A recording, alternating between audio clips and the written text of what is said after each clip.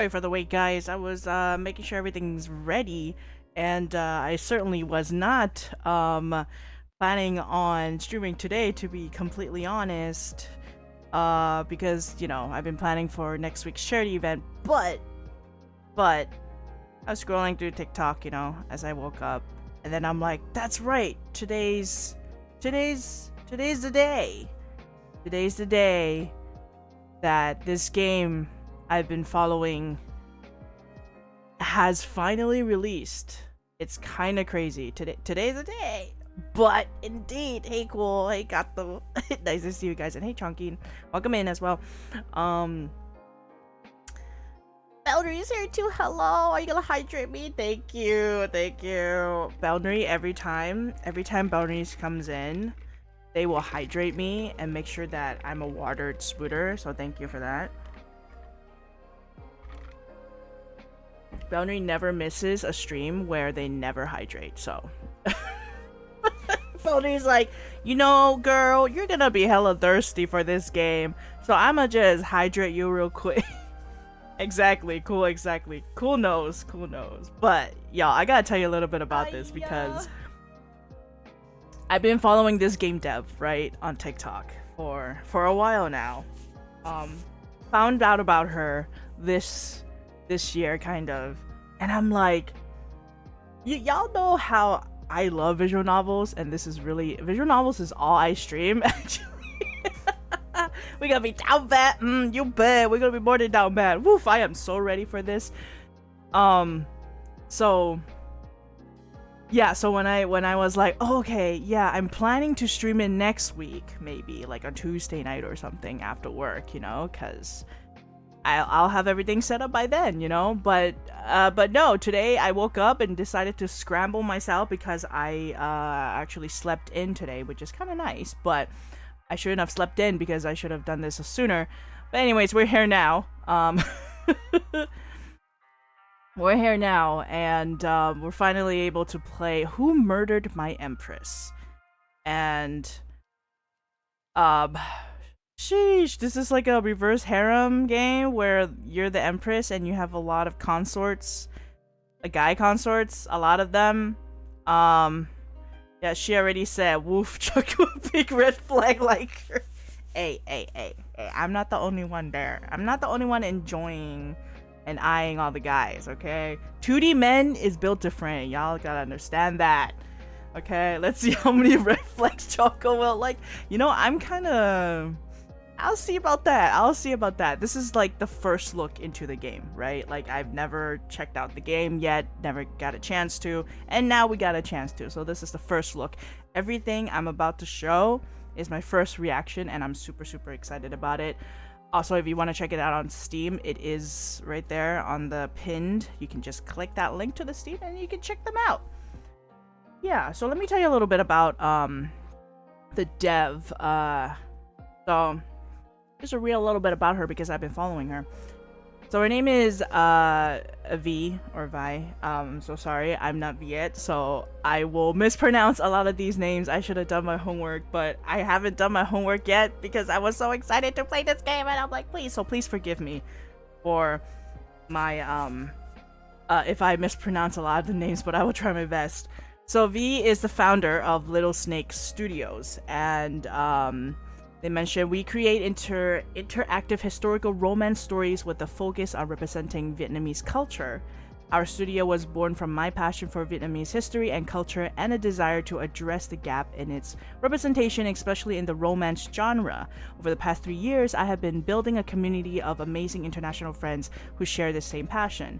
Through our stories, I aim to transport you to the fantasy world of once forgotten eras where you can experience unforgettable and intriguing romantic tales.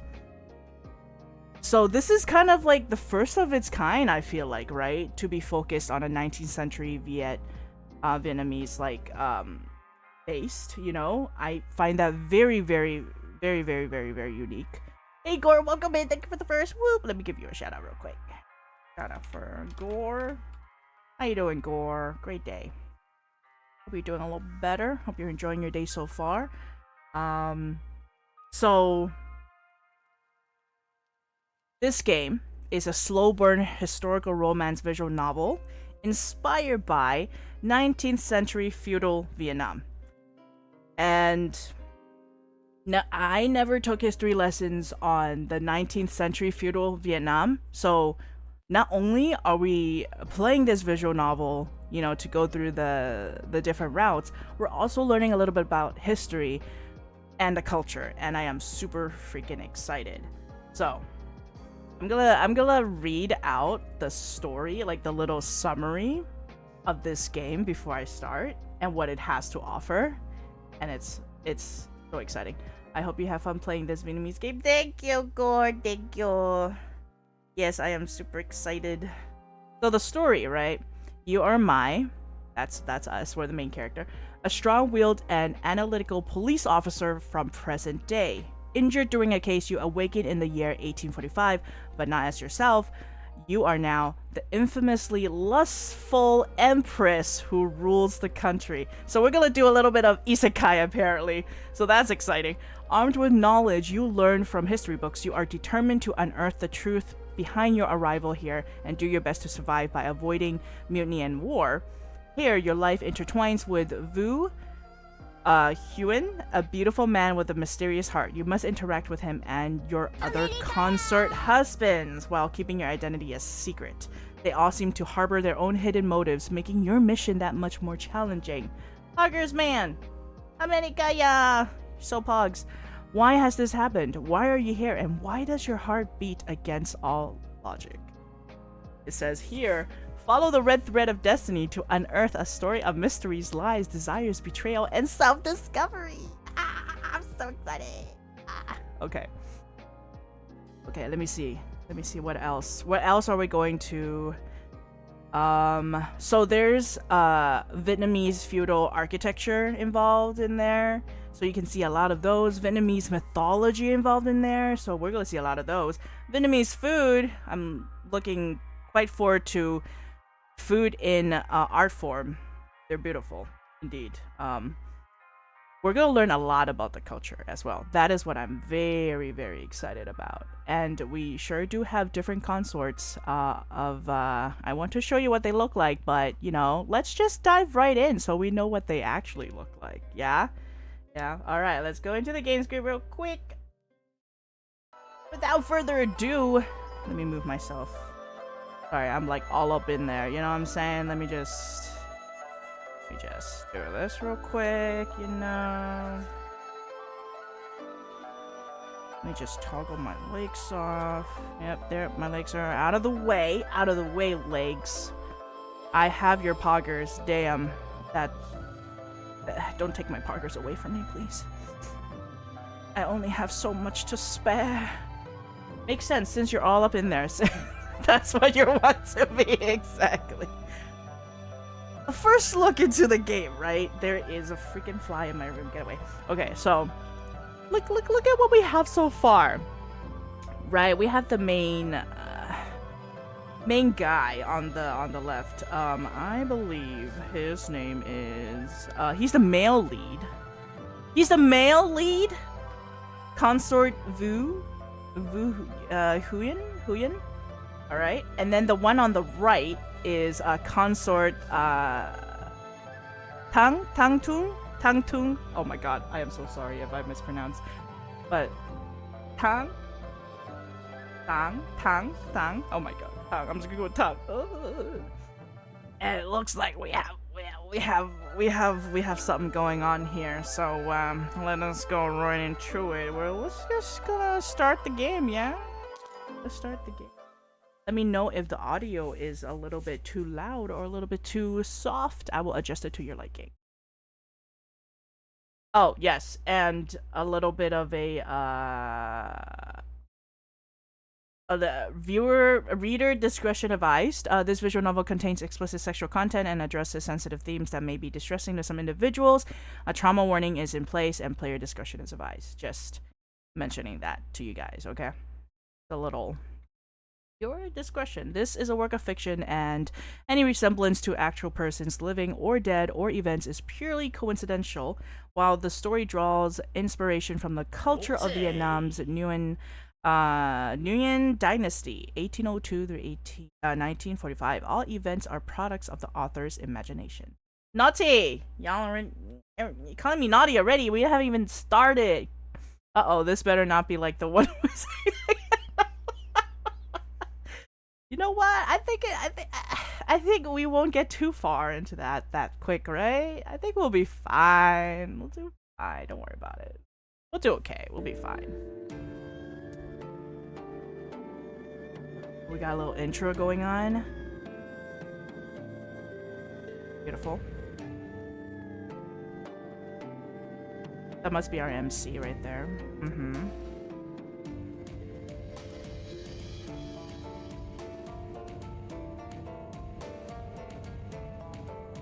Oh my god, there he is. There's Vu. There's Tang, okay.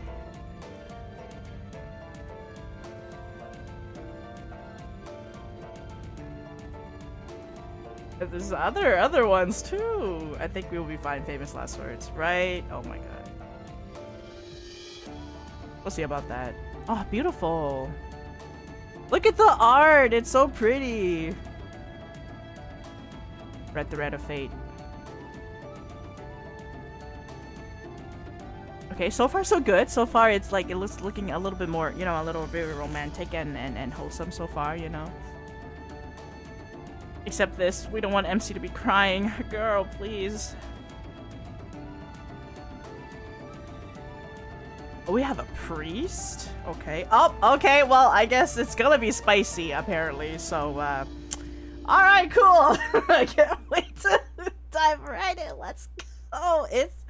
I think it's fine. I think it'll be fine. It's spicy, but it won't get too spicy where we can't handle it, you know what I'm saying? It'll be fine.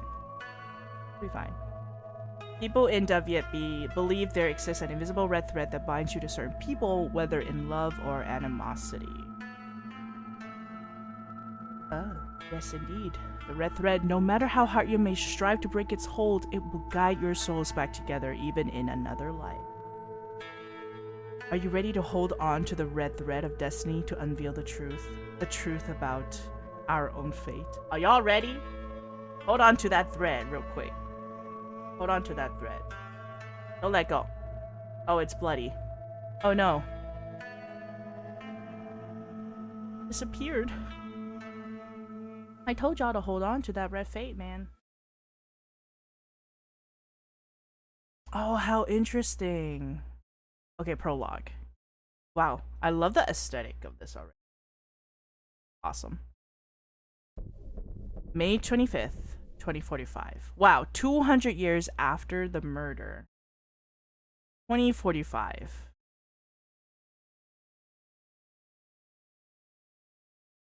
So we're in current time at the moment, right? Early sunlight gently filters through the police office blinds. I arrived at work early today and have already been deep into work for a couple of hours. The aroma of freshly brewed coffee and cigarette smoke wafts through the air, mingling with the sounds of paper shuffling and keyboards clacking. The vibrations from a text notification jolts me out of my focus. I take a pause from typing my previous case report to reach for my phone. Aunt Lynn's text. Okay, it's an aunt. You better behave on the date with the man I set you up with tonight. It's time for you to start dating and building a family. God, she already trying to force us to do things. Not like this. I narrow my eyes at the bright phone screen. For the past few months, my aunt has been persistent in setting me up on dates with various men. Annoyed as I am, I can't say no to her. Oh, that's Dao. Maybe that's her, coworker, maybe? Is that your aunt? Dao peers over my shoulder to look at the phone screen. Dao and I have been best friends since middle school. Oh, best friends. And we graduated from police college together. Well, at least best friends is how Dao often describes our relationship. I'm not fond of people in general and prefer spending time alone rather than making friends. But Dao has been following me like a tail since middle school, and I have grown to tolerate her presence. Now we are both police officers in a District 1 police station. District I? District 1? After letting the thick, bitter gulp of coffee run down my throat, I let out a big sigh. The rush of caffeine shooting through my chest strangely calms my mind. Yes, she's making me go on a arranged date again. She's like, who's the lucky guy this time? And I'm like, who cares? I've made it clear to her so many times that I'm not interested in dating anytime soon. Even though I agreed with my aunt to go on the date so she would stop rushing me about it, I will find a way to sabotage it just like what I did with the last dates. Come on, don't start with the I'm too busy with work thing again. Dao's lips curl into a pout to tease me. It's not just that. Don't you think dating is overrated? What do you gain out of it anyway? I have never understood the pressure of finding a partner. Mandatory social situations such as work parties or meeting up with family are burdensome enough, let alone dating someone. Besides, life has so much more to offer besides relationships. The world would be a better place. The world would be a better place if more people were more focused on solving the world's problems. You're right, girl. Dating, who need that? We don't need that. Here we go again, the forever doubtful, cynical Mai. How do you know relationships are overrated or not if you've never had a relationship? You better go on that date, old lady. I shoot daggers at Dao across the desk with my eyes. Stop talking and go grab me another cup of coffee. Hey, I'm your best friend and your coworker. I'm not your mate. You grab it yourself. As Dao sticks out her tongue at me teasingly, the sound of heavy footsteps and a familiar voice echoes from the front door. Chief Officer, hello, sir. Maybe going on dates would benefit you, Mai. Sir, you are my boss. Please don't say that. Why? The large shadow of our chief officer looms over the dark, tiled floor as he stomps in. Morning, Chief. He stops by my desk, pushing his golden-framed glasses up his nose. Mai, your evaluation for this quarter just came in. Please come into my office. I quietly nod and follow him. Oh god, I'm in trouble, am I? I'm in trouble! The moment I close the door behind me, the chief officer slams a thick stack of paper on the table and flips it through in front of me. Look, you score perfectly on every single test. Stress endurance, critical thinking, and problem solving. Oh wait, are we getting a promotion? As expected. These results come as no surprise. I demonstrated diligence during my time at the police academy and have continued to put in significant effort at work over the past year. I have complete confidence in my abilities. But just as I'm about to flash a smug smile, Chief Officer lets out a deep sigh. Your empathy and emotional assessment results are concerning. According to the test, your scores are self-awareness of your own emotions and understanding others' emotions are quite low. Furthermore, your baseline empathy seems to be lacking. My gaze flicks upward. Not again. I respectfully disagree with the results, sir. I believe the test design itself is at fault. I have no problem with emotions. I raise my finger to gesture air quotes. I don't understand why emotional assessment is even a part of this test. On the field, it's crucial to maintain a rational and analytical mindset. As long as I follow the clues and the principle of deduction, I can solve any case. Besides, with my almost photographic memory, I can recognize people's body language just fine. I have no idea why the test results always come out like that. The chief officer slumps on his chair and looks at me through his eyebrows. His voice, serious.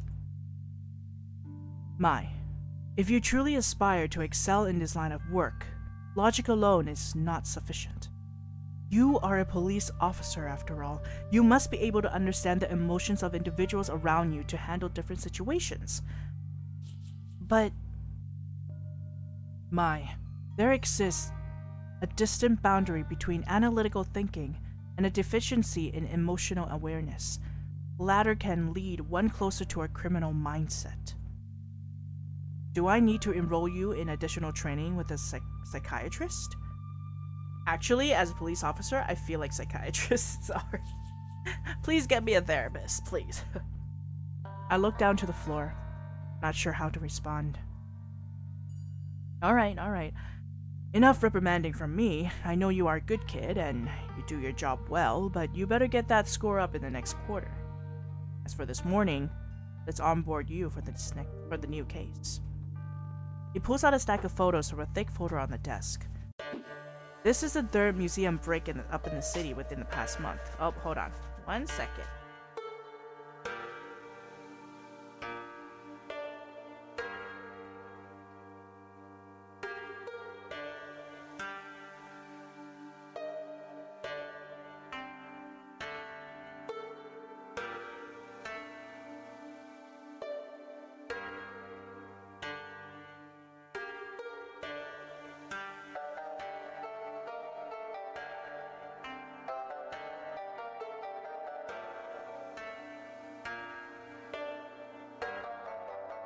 Alright, I'm back. Sorry.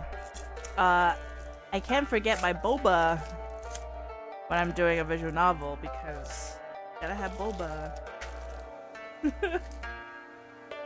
While we play the game, so I'm so ready. Let me just take a sip.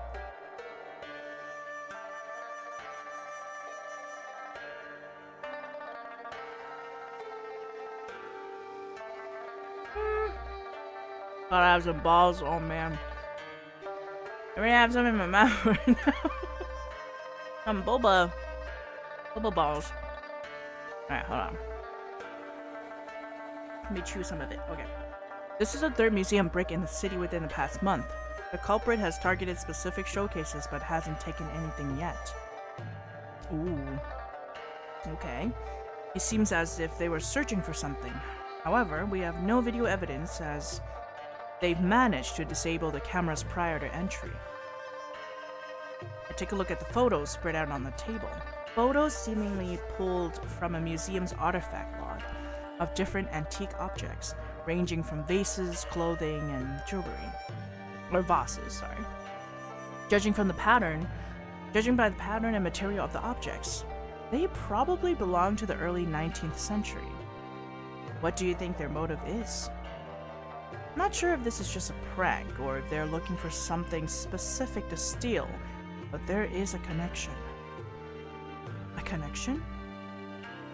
All the artifacts that they roam through belong to Empress the Fam. The Fam? The Empress the Fam? I remember learning about her in school. Yes, the first and only female ruler of our nation. Her death became one of the country's most significant murder mysteries due to the destruction of most well-written records about the incident. I recall that some historians proposed a theory that she was assassinated by one of her male consorts, but there was insufficient evidence to definitely identify which one, to even back up the claim. Mai, can I trust you to lead this case? I have received a lot of pressure from the press as the artifacts associated with the Empress has become highly valuable.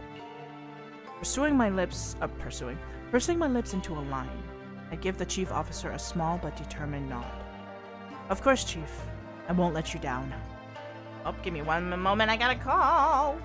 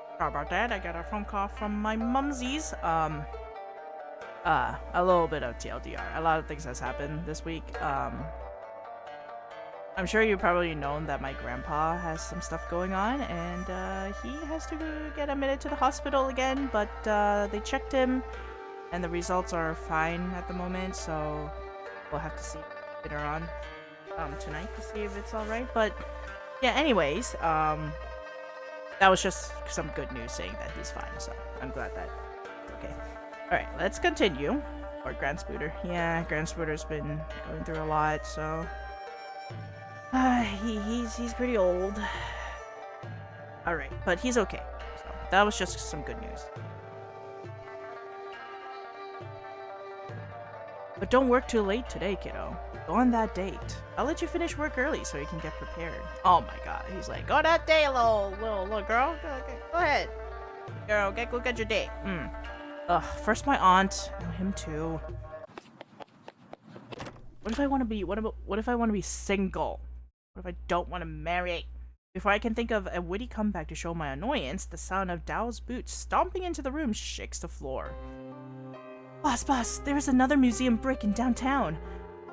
I wonder if this was the same suspect. How bold of them to rob a museum in the middle of the day. Standing up from his leather chair, the chief officer strides over and taps on the desk with 2 fingers. Mai, I need you to head over to the crime scene immediately. If the suspect is still there, call for backup. And don't try to handle it yourself. Stay safe out there. Oh, you best bet I'm gonna handle it myself. I'm a strong, independent woman. Nodding to him, I grab my car keys. Yes, Chief, I will. I quickly drove to the museum. Getting out of the car, I take in one last drag of my cigarette before crushing its glowing tip against the hard concrete pavement with the heel of my boot. Upon the nicotine kicking in, I stride to the entrance of the museum. Oh, look how pretty the museum. Kind of. I like the colors. The museum is closed for the day, and not a soul can be seen.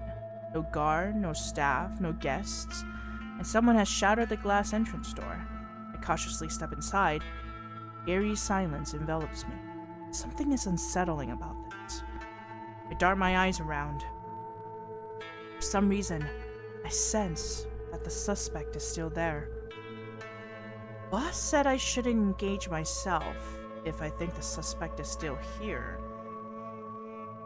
Suddenly my stomach tightens, a thrill as if an inexplicable force is pulling me towards the entrance, compelling me to step aside.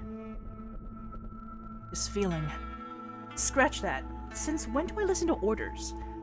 Like my tongue, determined to investigate this place. As the broken white light flickers, I squint, struggling to discern the path ahead, advance towards the inner exhibition. If the suspect is here, they might be in the main exhibition upstairs. In the hushed stillness of the main hall, a mere whisper of faint footsteps graces the wooden floor. At first, they are barely perceptible, like distant echoes floating in the air. Your tongue is doing what? Don't worry about it, cool. My tongue is doing its thing. Yeah, cool. Why do you hear like the most randomest thing? But with every passing second, it grew louder, sending a tingling sensation up in the hair of the back of my neck. Someone is here. Who's there? This is the police. I call out into the dark hallway, but no response comes except the clicking noise of the broken lamp on the ceiling. My breath held, I pulled out my gun, pointing it forward. I cautiously move forward into the corridor, following the faint sound of footsteps. The more sus the comment, the more my brain sits. Of course. Is how to summon cool, you know. Then, a voice echoes in the air, distant, chillingly close. Ugh. Finally, you've come. It's muffled and distorted, making it impossible to pinpoint the speaker's age or gender. My heart thumps wildly. I swing in a 360-degree angle, trying to trace the source of the sound around me. Show yourself! This is the police.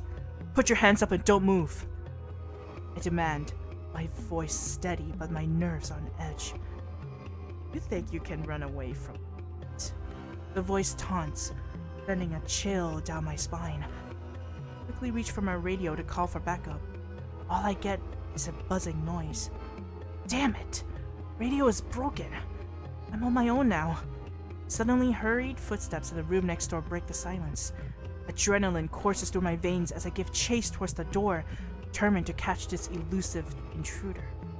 With my back pushed against the wall, I advance into the room with caution. You're destined to die. Oh, thank you for the hydrate. Thank you, Chunky. Yes, my little boba here. Whoop!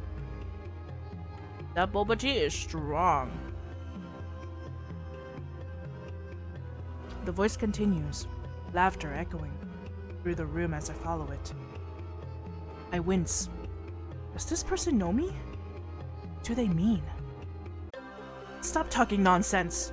Surrender peacefully and we can make a deal. With my hand firmly holding the gun, I keep moving towards the source of the sound. Only to find nothing but the glass exhibit cases spreading all the way to the end of the hall, as if they are swallowing me.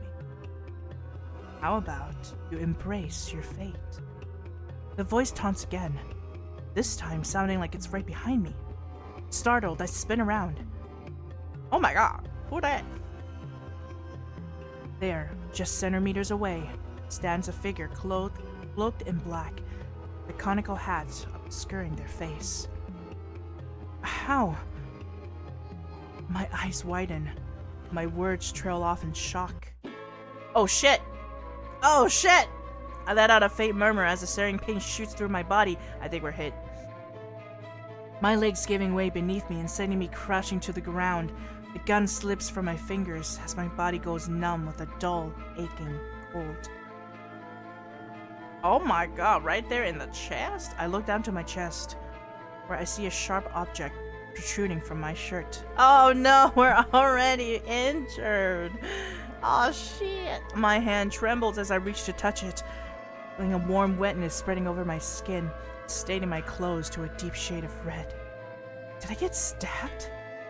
Merely a flesh wound. Yep, that's right. Yeah. Girl, suck it up. We gotta capture this criminal. Suck it up. We're gonna hold your gun right.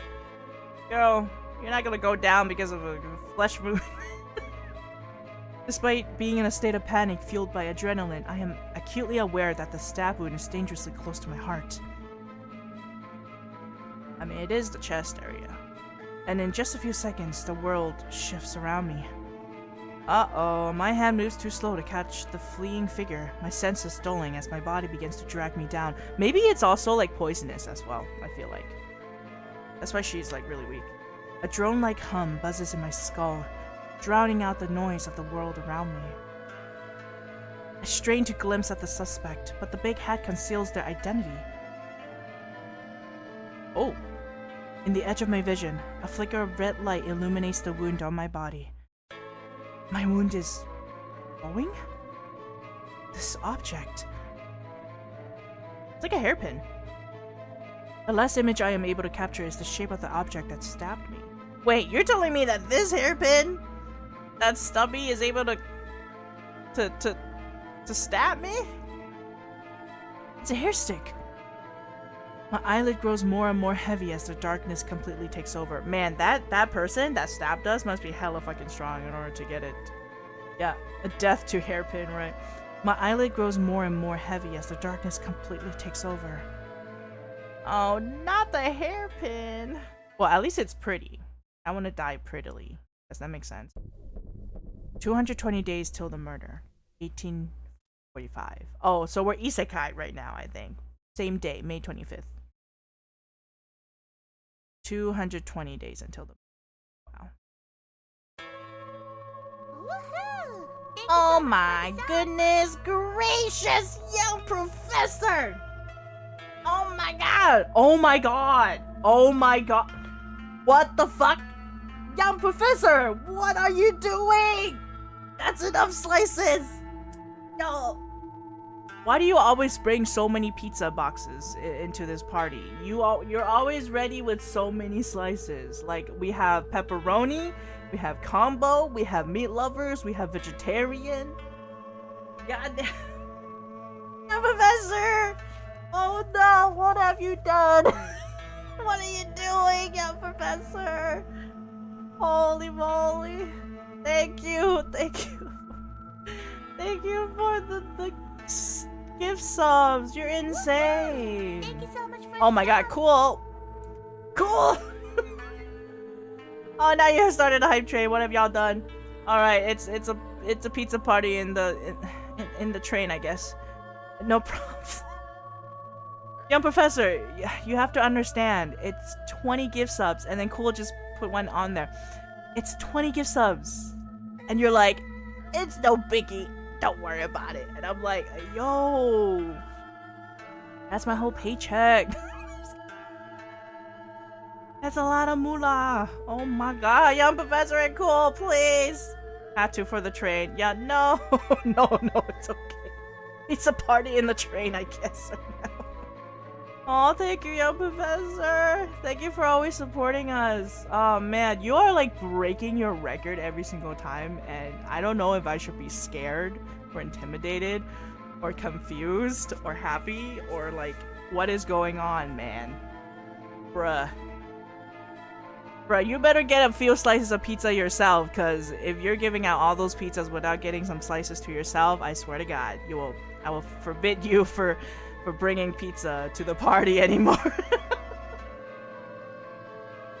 Just wait for the next week. Wait, what the heck? Oh, God. Well, thank you, young professor and Cool. Y'all are too sweet. Oh, God.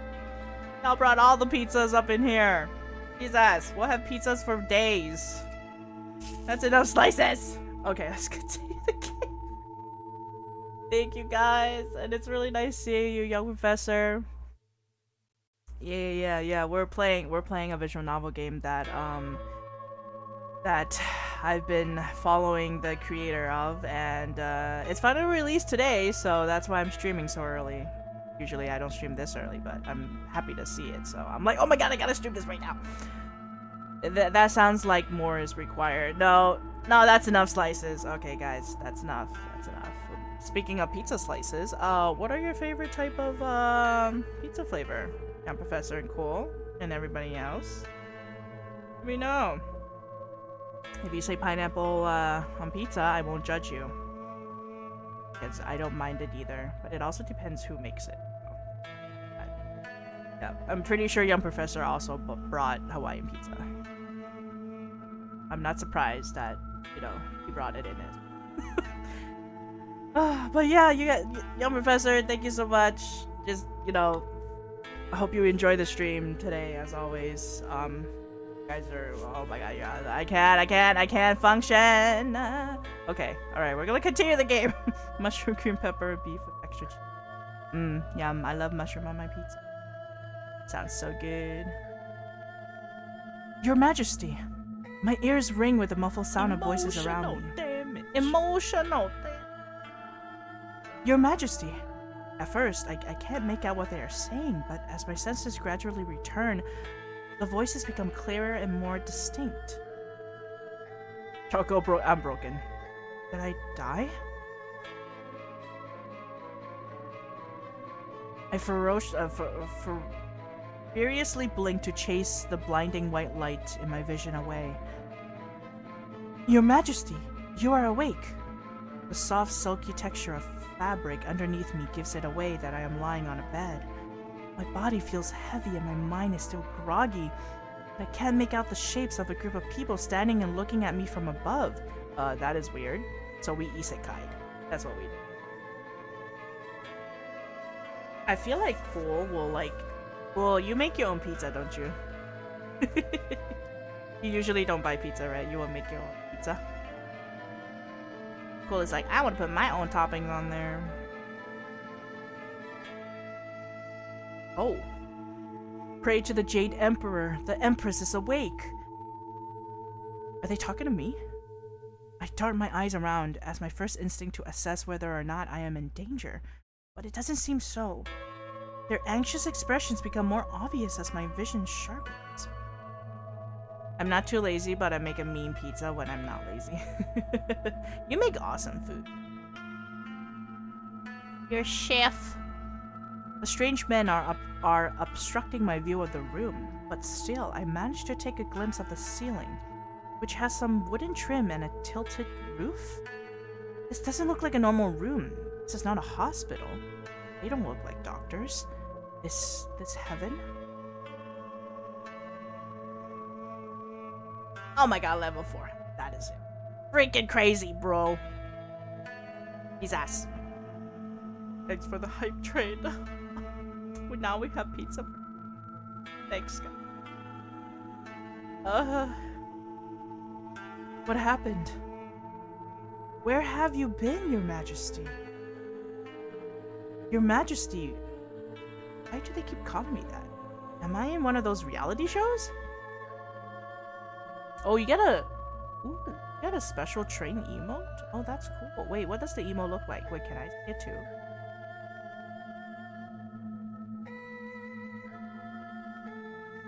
How come it doesn't show on mine? Oh, wait, it does. Hold on. What is this? Oh, it's a cat scare. That's so cute. Anyways, I peer over the shoulders at the golden mirror near the bed and blink at the image of myself, still dressed in my police uniform. Who are you? Your Majesty, we are your royal doctors. Oh, they're doctors. I'm gonna take a sip of my boba.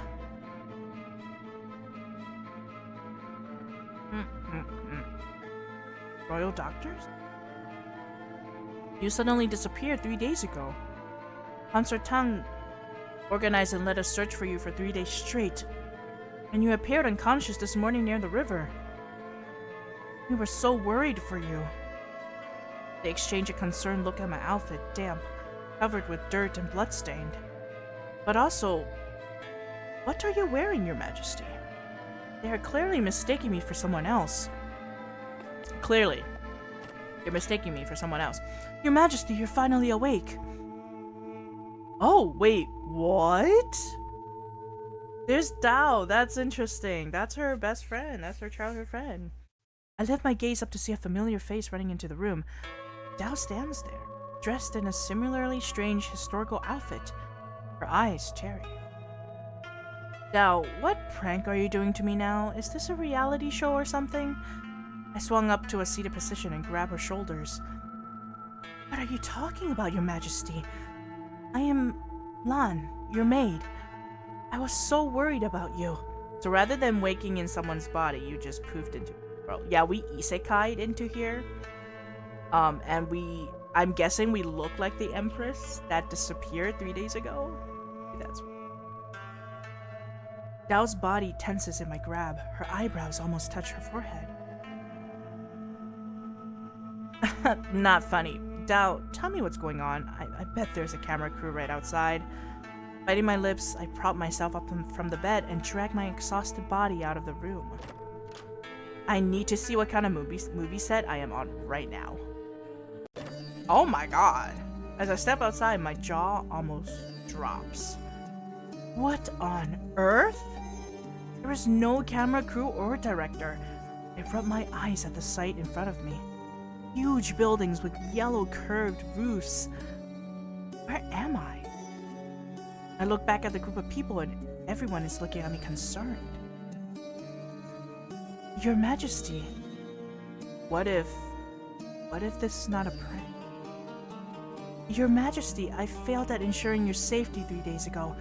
I deeply regret my carelessness as you suddenly vanished during our walk. Okay, first of all, Dao, you're already kind of sus to me. You are with her. You are with her every single day. You attend to her. You tend to her. You do walks with her. And then suddenly, she disappears within your eyesight. That is the weirdest thing. I don't know. And she also kind of like mentions it again as if like she's like, oh no, oh my god, like I was with you, you know, like the whole story, you know. And so I don't know, that's kind of sus, but can't tell if she's sincere or not yet. So please punish me accordingly, for I am unworthy to continue living in your service. I narrow my eyes, attempting to study the girl before me. Something feels off. It is true that this is the face of my friend Dao. The shapes of her eyes, the contour of her face. But upon closer inspection, it becomes apparent that this is not her. The absence of the distinctive beauty mark on top of her nose, an unmistakable mark of identity, shatters any doubt. How can someone bear such a striking resemblance to Dao? Is this a mere coincidence?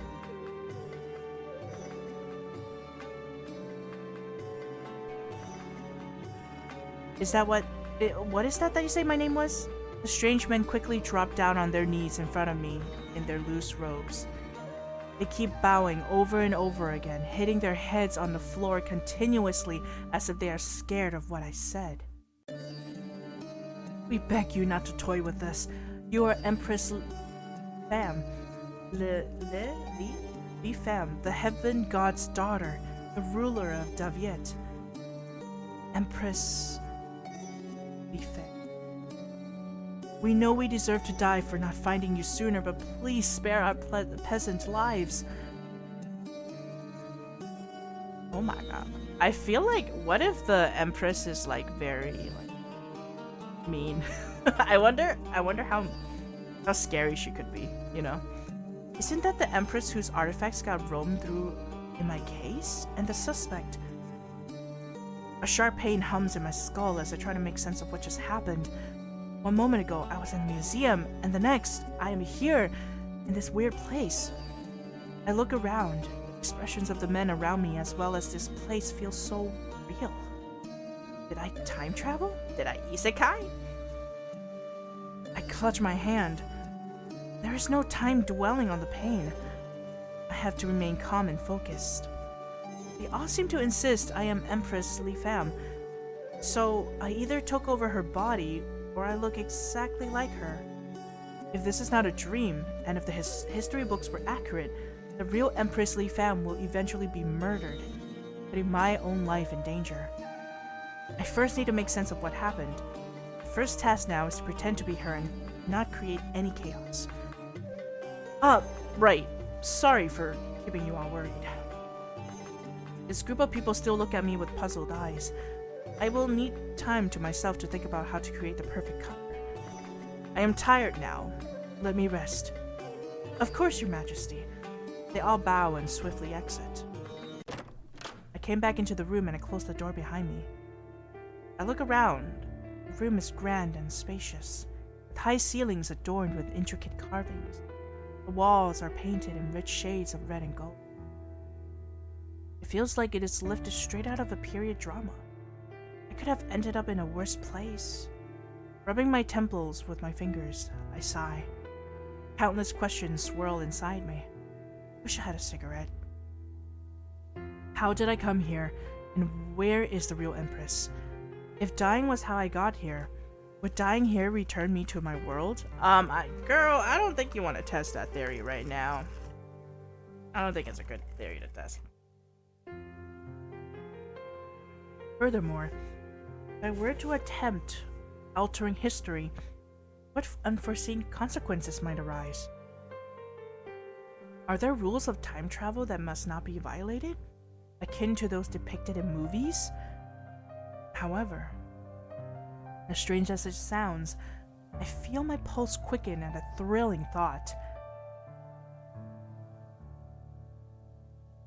Is it that important to return home? Or is this my opportunity to solve the biggest murder mystery of the nation? I like that thought. Girl, you have some good thoughts. I like how you think. Either way, I must conduct my investigation here without delay. But as I rise to my feet, my body gives way, succumbing to exhaustion from the events that has transpired. Recognizing the need to prioritize my well-being, I decide to take a moment to rest and allow my mind to wander freely before succumbing to sleep. Take a sip of water.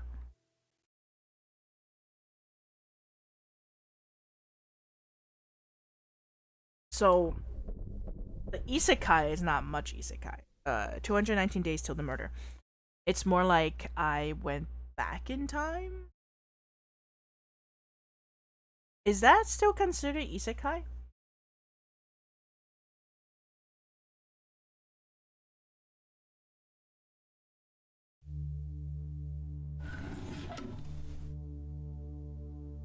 I am woken up by the loud creak of the door and sudden intrusion of light piercing through my eyelids. Technically, no. So it's just time travel. It's not really isekai. I thought it was an isekai. Just a time travel. Cool. Instinctively, my hand reaches out in search of my phone, only to discover its absence. Good morning, Your Majesty. I'm here to get you prepared. Your Majesty? Upon slowly opening my eyes, I realized what happened yesterday was not a mere dream. The reality of my situation hits me hard as I look around the unfamiliar bedroom. This is not my room, but rather the room of an empress who lived centuries ago. A storm of questions slaps me again. Truly died? Did anyone look for me? I shrug half-heartedly. Doubt it. Anyways, no time for this yet. I need to stay focused. The only way to navigate through this time warp is to play her role to the best of my ability. Prepare me for what? Maitland gives me a playful glance and then giggles. Your harem is waiting for you, Your Majesty. Did you know that the concubines were so worried about you? Oh my god, we're about to see the male consorts. We are so ready. Wow. Hold on. I need to take a sip of my water. Let's go. Oh no, there's an ad. They have been lining up the West Palace to greet you since the early morning. So the history records are right. She had a harem. It's very similar to isekai, but I don't think the past is counted as an unknown world. That is true. That is true. It's the fact that she gets transported, right, to another time. Isekai is more like you actually don't know where you are, kind of. Preempted that curse, that thirst quench. Yes, exactly. Observing her harem and the people around her would be a great way to find out who she is, and even who might have the motive to harm her. Indeed, girl, you go find that out. Looking down, I catch myself unconsciously picking at my cuticles as I contemplate the idea of meeting the men in her harem. The knowledge from history and television dramas warned me that harems were complex and potentially dangerous places where every individual has his own agenda. So many men gathering in one place. Ugh, who knows what schemes and machinations they would set in motion. Can I maintain my cover? Machinations? Wow, I've never seen that word before. That is such a cool. Your Majesty, let's get you dressed. You know what? See if I said it right. I feel like I'm learning a lot of new.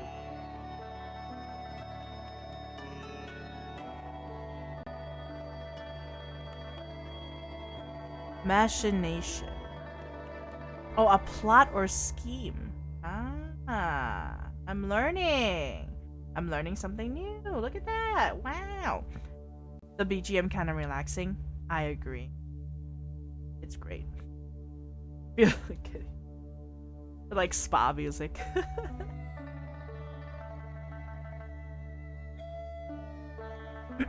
Big word learning stream. Indeed, not only are we learning big words, we're also learning history.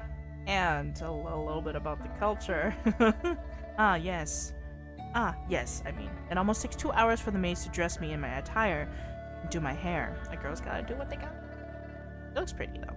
Looking in the mirror, I barely recognize myself anymore. I never have felt this heavy in my life, wrapped in multiple layers of dresses, which with large sleeves that fall down to my knees. The worst part is that I can change by myself. I remain in a rigid posture while the maids touch up my powder. I despise other people touching me. All of this etiquette must have been exhausting for them. However, I am playing her role. I need to force myself to act normal. Normal. Look normal, girl. As the maids and guards escort me to the West Palace, I cannot help but gasp at the grandeur of the architect. The palace is much larger than I could have ever imagined. There are buildings after buildings, each with curved roofs adorned with intricate ornate details throughout, using vibrant colors of red and yellow. The buildings are connected by a series of walkways and bridges, creating an interconnected network of stunning architecture. Look at the patterns on this. Wow, beautiful.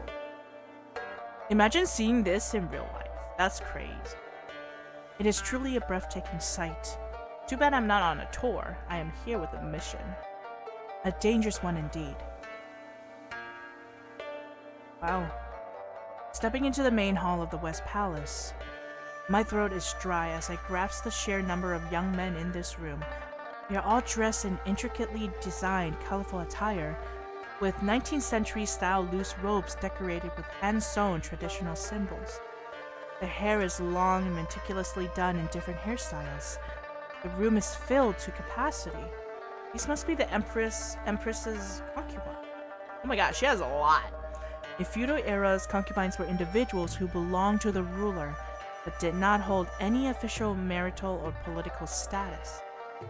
The ruler possessed the privilege of engaging with them intimately at their discretion.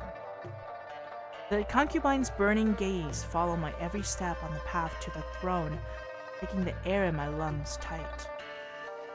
Their faces, all perked up, and exchanged flirtatious looks with me as I walked by. Some furtively, others more brazenly. My hand unconsciously pulls at my sleeve. As a policewoman, working with men is not new to me, but being surrounded by so many who appears to desire me is an entirely different experience. Oh man, all these 2D men looking at you, girl. I clench my jaw, detesting myself for feeling this nervous. Okay, we have 3 guys already. When I arrive to the stairs to the throne, my eyes are drawn to 3 men who stand out from the sea of faces. We got 3. Got 3. Let's learn who they are. They are seated closer to the throne than the others, indicating their elevated status. These must be the Empress's consort. They all stand up when I approach. Oh, thank you for the hydrate. I appreciate it. It's as if you know. I just took a sip of my water, but I'm... Yeah, thank you. How did you know? Okay. They all stand up when I approach. We got this pretty boy. Ooh. Okay, Consort de Vu. Yuen, greets your majesty. The man with delicate features saunters in front of me. His light-colored hair and amethyst purple eyes indicate he's a foreigner. Chocolat hoy! Hoy, Godzilla, welcome me in. You're just in time for me drinking my water because the thirst of these 2D men in front of my screen. Yeah. How you doing, Godzilla? Hope you're enjoying your day so far. With 2 hands placed together in the air, he lowers his head in a formal bow. I'm doing okay. How about yourself? I'm doing good too. I am definitely enjoying this game so far. Just another, reverse harem game, but we enjoying it. Yeah, some real thirst. We're about to find out more about these consorts they mentioned. His eyes look up at me through his eyelashes with a flirtatious smile. He looks sus already. I'm not gonna lie. Like, he does not look like he's super concerned with me yet, but of me disappearing for 3 days and then suddenly here. But he's just like, damn girl, look at me. Well, we're about to find out. Oh, well then. I was so worried about you. There was not a night I could sleep without knowing where you were. Oh my god, boy! That is so cringe! Oh god. So tell me, if someone says this to you, how would you feel? I can't help but notice the softness in his voice and the way he plays with his hair with his fingers. It is almost too feminine for a man, but he wears it with confidence, He is strikingly beautiful, even for modern beauty standards. That's why he's here. Yeah, Chocolat too thirsty too. Nah, I'm good. I'm good. I'm not too thirsty. I furrow my eyebrow and clear my throat as I catch these thoughts. You wouldn't die if someone got close and said that to you. I would die. Right. Well, okay, but it has to be a 2D guy, because if that, it doesn't matter. If it's a 2D guy that said that to me, I will die. Yeah, but only in my dreams, I think, you know. 2D can technically come to the 3D worlds. Oh, and we got this fine man here too. Kissing ass will not help you get promoted in a harem. Ooh. You are merely a toy to her. Yeah, thank you. Thank you for saying that. What's his name again? How do you pronounce his name? I have my notes here. Figure out. His name is Zui? It was pronounced Zui. Zui Kang.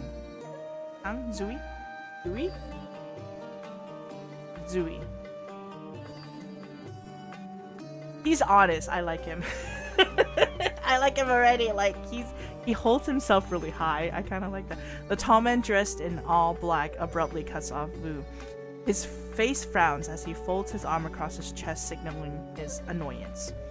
I quickly scan him, noticing the words concert, Zui engraved on his name tag. You probably snuck out to have some fun somewhere, huh? Zui gives me a quick glance and rolls his eyes, his arms still crossed. It is strange that he is not following any palace greeting etiquette like Vu, even displaying disrespect towards the Emperor. Oh, I got another call. Give me 1 second.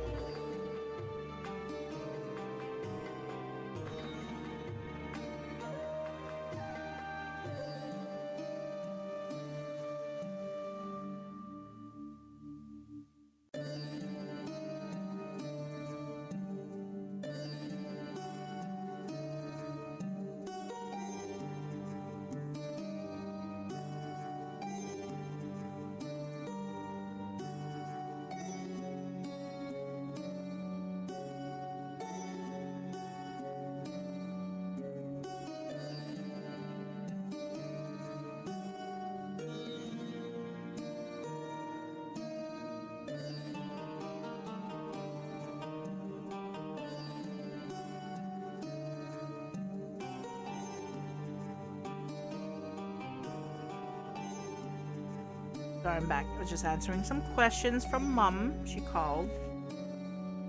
Hi, Progress Man. Hello again. Okay. Alright. So this character here, Dewey, he's very honest. Kind of like, he seems very, what's the word? Like he's very prideful, I feel like, right? He's very prideful, kind of. Oh, and then there's Min, right? Consort Min Kwang greets your majesty. I'm so happy you're back. I've missed my wife. Oh, he looks sus too. I'm sorry. Is he the one that almost killed me? He looks like he's onto something. I don't know. He also looks like a golden retriever at the same time. I can't tell. But we'll see. See. The man in red runs towards me with a quick bow, but then quickly turns to Dewey with a smug glance. Yeah, he looks like he's planning something. I don't know. Dewey, don't be a hypocrite and call others toys. We all know what the Empress does to you at night. Oh my god, boy, don't say that. You... Oh my god. Min lets out a boisterous laugh. His movements are bold and arrogant, suggesting a certain level of childishness. Dewey scoffs and scoots him an annoyed look. The two men locks eyes in a tense exchange, their gazes burning with animosity. Oh, they're, wow. They hate each other. I can feel the tension here. I did not expect to witness so much drama on the first day. I am thrusted into this world. Perhaps historical dramas about harem fighting do not exaggerate things at all. Yeah, I'm wondering, like, how crazy it would be. In an instant, the thick red carpet beneath my feet quivers with fast-paced footsteps. A solemn and serious voice cuts through the air of tension like a dagger. Oh, who is this boy? Hold on one second. He's cool. He's cool. Enough, both of you. Her Majesty has recovered, and you two are already fighting? Where's your dignity as consorts? Okay, who is...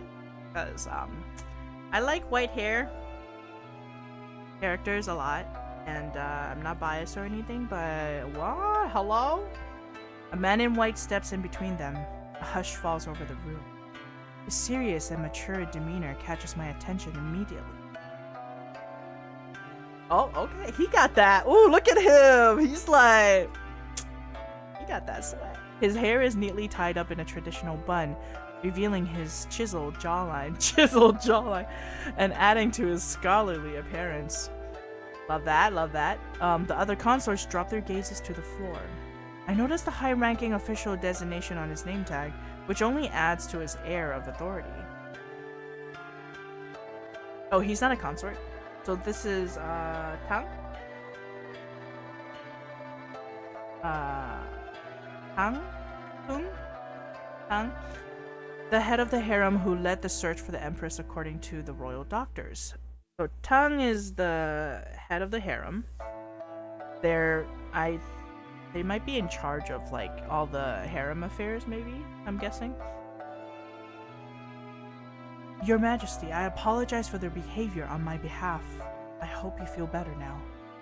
As Tang approaches me, he makes a graceful bow with a tone of utmost politeness and respect. However, his facial expression is icy cold, and his gaze is fixed on the ground instead of looking at me. I rub my hands down my thighs, trying to hide the clamminess of my palms. These are the 4 men that are supposedly close to the Empress. How do I maintain my cover in front of them?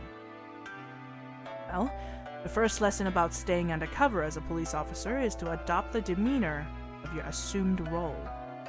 I clear my throat, steadying my voice to speak up in a slow and clear manner. Consort Tang. Tang? You were the one who led the search group to find me. For that, I thank you. With 2 hands in front of his chest, Tang bows again. You are the ruler of this country, the one our citizens depend on. I was just merely carrying out my duty as a consort. Through my eyelashes, I catch a glimpse of his face remaining emotionless. Maybe he's the type of person that doesn't show much emotion, right? I gesture for everyone to sit down, and the ceremony begins. Throughout the morning, a procession of concubines, royal members, court officials, and scholars file into the West Palace, greeting me individually. Court officials incessantly ask me all sorts of questions throughout the day. Everyone is eager to know why the Empress disappeared 3 days ago. Your Majesty, where have you been in the last 3 days? I was so worried about you. To safeguard my true identity, I must respond with intentional vagueness. Perhaps I can use the excuse of a head injury affecting my memory. I ventured out for a leisurely stroll. Unfortunately, I misstepped and hit my head. I appreciate your concern regarding my well-being. As the ceremony nears its conclusion, I press my fingers gently against my temples, wincing as a throbbing pain pulsates in my forehead. The whole morning I have been exerting myself by observing everyone that came to greet the Empress, and I'm mentally taking note of their appearances and demeanors. Besides Dewey's snappy attitude with his frequent sarcastic remarks, all interactions with these people seem to be outwardly positive and follow properly. Of course, it might be only on the surface in the game of power and politics. Anyone can have the motive to assassinate the Empress. As the gong sound marks the end of the ceremony, a huge sigh escapes my nostrils. My Empress, who would murder you? We're about to find out who been murdering her. Oh my.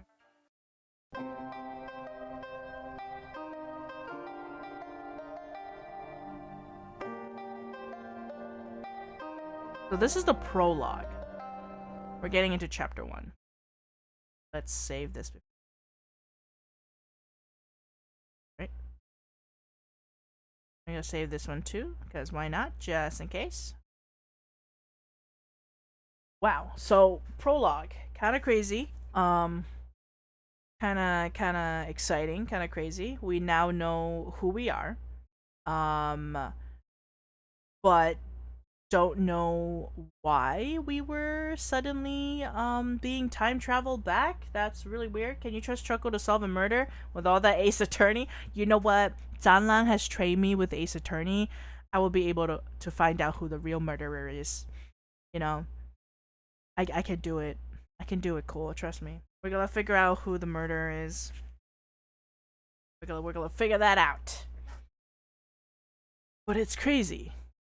Like, and the thing is, right, our main character, Mai, looks exactly like the Empress back in the day. That's the thing, right? Like, she looks exactly like her.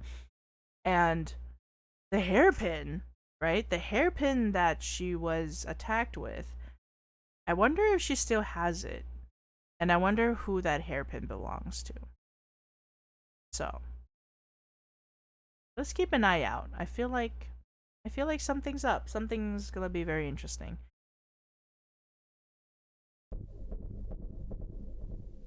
May 26th. Okay. 219 days until the murder.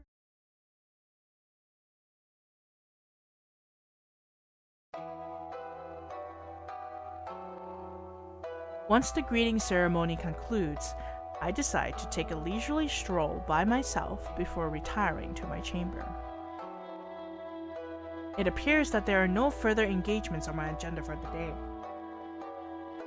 Provided me the opportunity to acquaint myself with this vast palace.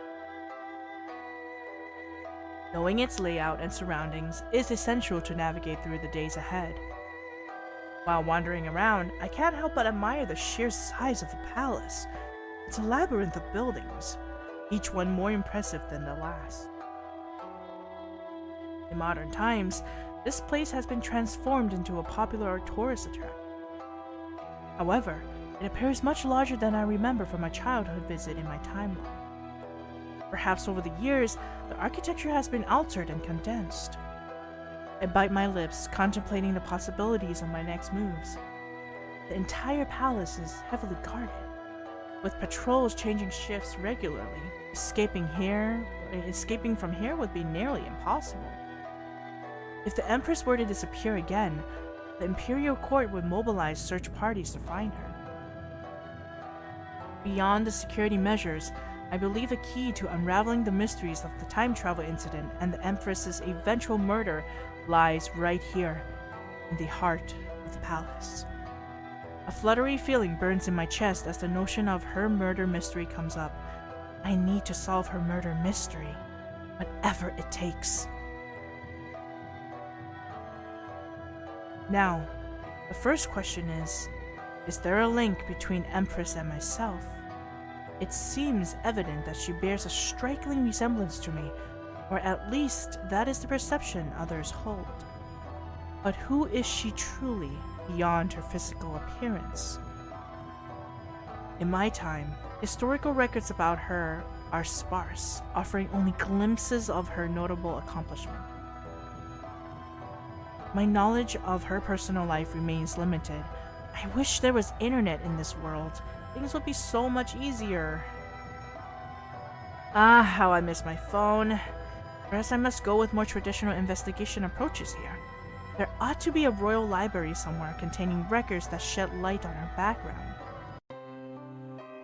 Eek eek! Oh, animal sound. What the hell? What is that noise? Eek eek. Oh, that's a peacock. Hello there. Hello there, sir. A magnificent peacock, adorned in a resplendent coat of deep emerald feathers, dashes across my path. Stop there, you stupid bird. Oh, there's Min breathing heavily, fervently pursues the peacock. His rhythmic thumping of running footsteps sends the garden path into a frenzy of wrestling leaves. Imagine needing info nowadays without internet. For real? For real? Like, how are you supposed to get that? Man, you have to go to a library. That's literally the only place, right? Oblivious to my presence, concealed behind a towering tree, he remains fixated on his pursuit. And it's also very weird to ask everyone how you are like. You know what I mean? Like, especially in the palace, you can't trust anyone. I feel like you can just not trust anyone. Why is he chasing after the peacock in the palace like that? What should I do? This is your first time encountering a choice in the story. Some choices lead to more useful information for the case, and some choices might lead to bad endings. Choose wisely. Me choosing all the bad endings.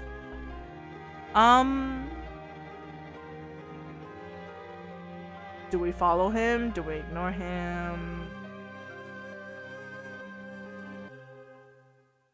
Huh. I kind of want to know a little bit more about myself, technically, so I'm gonna go follow him. Let's see what this is all about. Choco going for the bad ending's gonna get most of the red flags. The bad ending is when I die.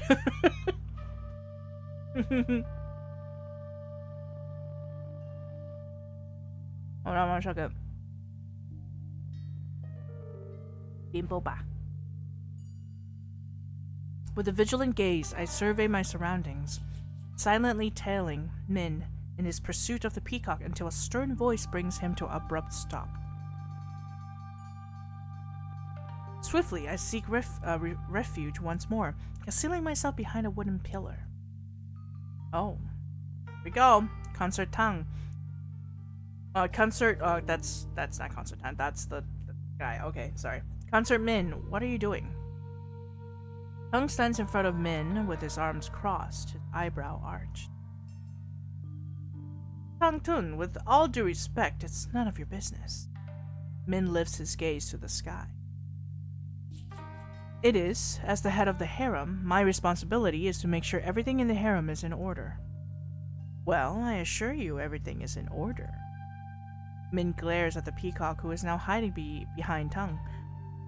Tell me, Min, why are you trying to steal a peacock from the palace? Are you aware that it's Her Majesty's property? How dare you make such a ridiculous accusation? I, Min, the only son of the richest merchant in the country, I have to steal a peacock from the palace? I can have any beast in the world if I want to. Oh, he is on his high horse right now. Tilting his head, Tang narrows his eyes, his voice retaining its stern and icy tone. But this is not just any beast, is it? This is the peacock raised specifically to be an ingredient of the royal dish. It takes years of complex process to raise one. What? Ingredient of a royal dish? Wait a minute. No, we're gonna eat the peacock. No, we can't eat the peacock, please. No, not the peacock. You can eat them? You can eat those birds? Oh, not the peacocks, too. I also have noticed a lot of special ingredients in the royal kitchen have been disappearing lately. I hope the son of the richest merchant in the country is not behind it. You... Min lets out a sigh of frustration and raises both hands in a gesture of surrender. Fine. I give up. Keep the peacock. You are no fun. Squint my eyes at this revelation. Oh my god. I once heard that crispy rolls made with peacock meat was a famous dish that stemmed from the royal palace of this period. I did not know it was a real thing until now. Oh, peacock crispy roll. Oh my god. Well, I never knew they cooked peacock back in the day. Alrighty then. Interesting. I wonder if that's what Min was trying to make. After the two men leave, I start heading to the library, as planned. Arriving at the library, I'm greeted at the door by an elderly man in a loose teal robe with big sleeves. Greetings, Your Majesty. I'm the eunuch who takes care of the library. What can I help you with today? I quickly scan the man in front of me. Eunuchs are castrated men who, eunuchs, sorry. Eunuchs are castrated men who served in imperial courts who held significant roles in the court and had various responsibilities.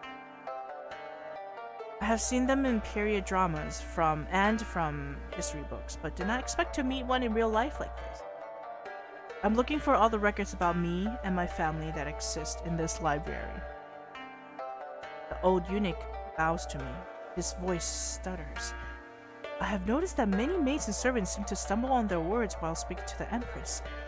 I wonder why. Your Majesty, recently there was an unfortunate event of fires spreading in the library that destroyed the section reserved for the royal family.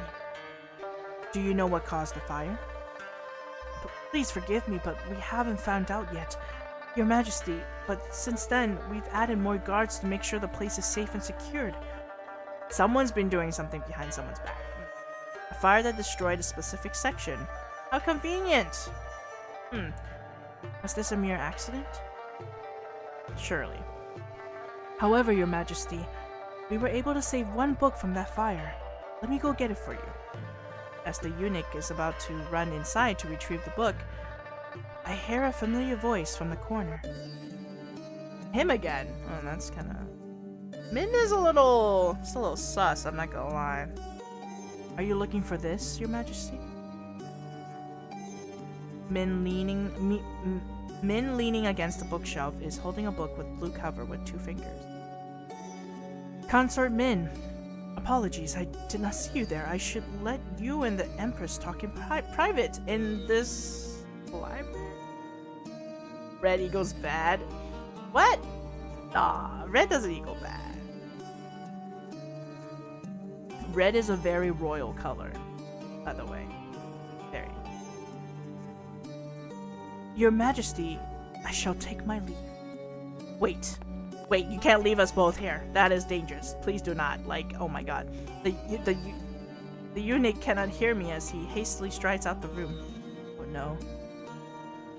Oh no, my neck stiffens. I realize this is my first time interacting with a consort in a private setting. Better be careful not to expose myself, or be in danger.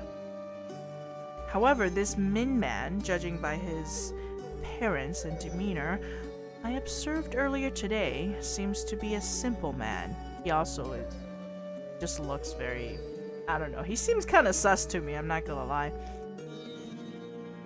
What are you looking for in this book? Yeah, don't expose myself. I'll try. Min raises his chin at me. It's none of your business. I cross my arms, maintaining an emotionless face. Doesn't matter. I have it first. Advancing with the air of arrogance, he approaches me. Hey, excuse me, sir. 6 feet apart, bruh. 6 feet apart. His eyes scan me from head to toe, a glint of mischief flickering within them. He's a playboy. Such a rude man. He playfully waves the book in his hand, as if teasingly dangling it before me. Tell me, what are you looking for in this book first, and I'll give it to you. I tilt my head to the side, determining to not give in to his words. I am the Empress. I order you to give me the book. His defiant smirk widens, stretching from ear to ear. Your Majesty, Empress or not, you still have to abide by the library's rules. I borrowed this book first. Perhaps if I blackmail him with me knowing about him chasing the peacock, he will give it up. Give me the book, or I'll tell the court about what you want to do with the peacock. Min's eyes spark with amusement as he combs his fingers through his messy red hair. Tell me, Your Majesty, what exactly do I plan to do with the peacock? Oh my god, you plan to turn it into spring rolls. I don't know, It could be that he plans to turn it into spring rolls. But, oh my god, I'm thinking a little bit too much. But okay, so we don't know, right? According to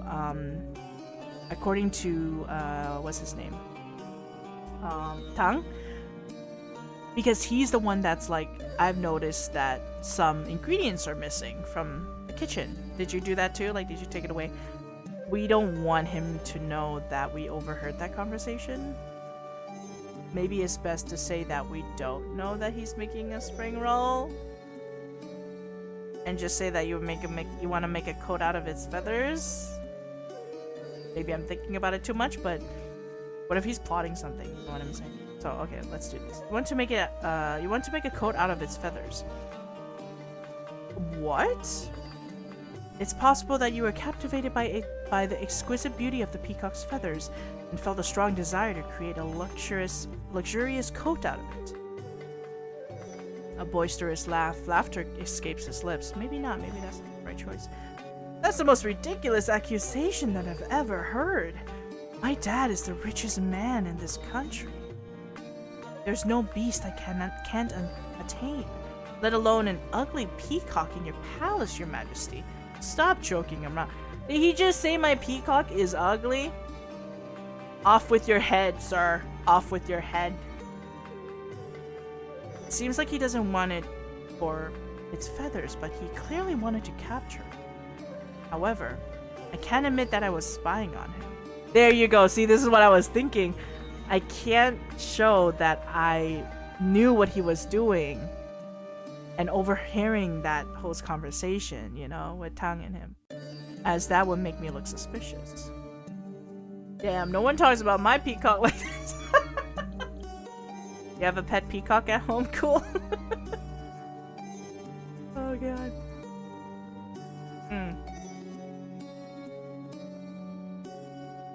When I'm struggling to know what to say, he lets out another laugh. Let's not be too serious here. How dare I stop the Empress from looking at a book? Let alone these are the records of your family. He steps towards me and hands me the book. I don't know, he's kinda sus. But remember, you still owe me a wedding night. Oh my god, man! Back up, back up, back up! He mischievously winks at me. Okay, he's like the playboy type. I don't know if I like that. He's too playful. He's also really sus. I don't know, man. The implications of his words make my neck stiff in annoyance. Why is he so brazen? But does that mean they've never been intimate? Well, till next time, your majesty. He places a quick kiss on the back of my hand before swiftly making his exit from the library. Ugh. Also, why was he at the library when he was chasing the peacock to begin with? Why is he there so quickly? Why is he there so quickly before I got there? I clench my teeth. That touch was quite unsettling. It's rather unfortunate that I now find myself as Empress, surrounded by a swarm of men attempting similar antics. I retreat to my chamber, clutching the ancient book titled Records of the Wongli Royal Family in my hand. The script used in the book is a relic of the past, a form of writing that fell out of use in Daviet in the 20th century when the transition to Latin script took place.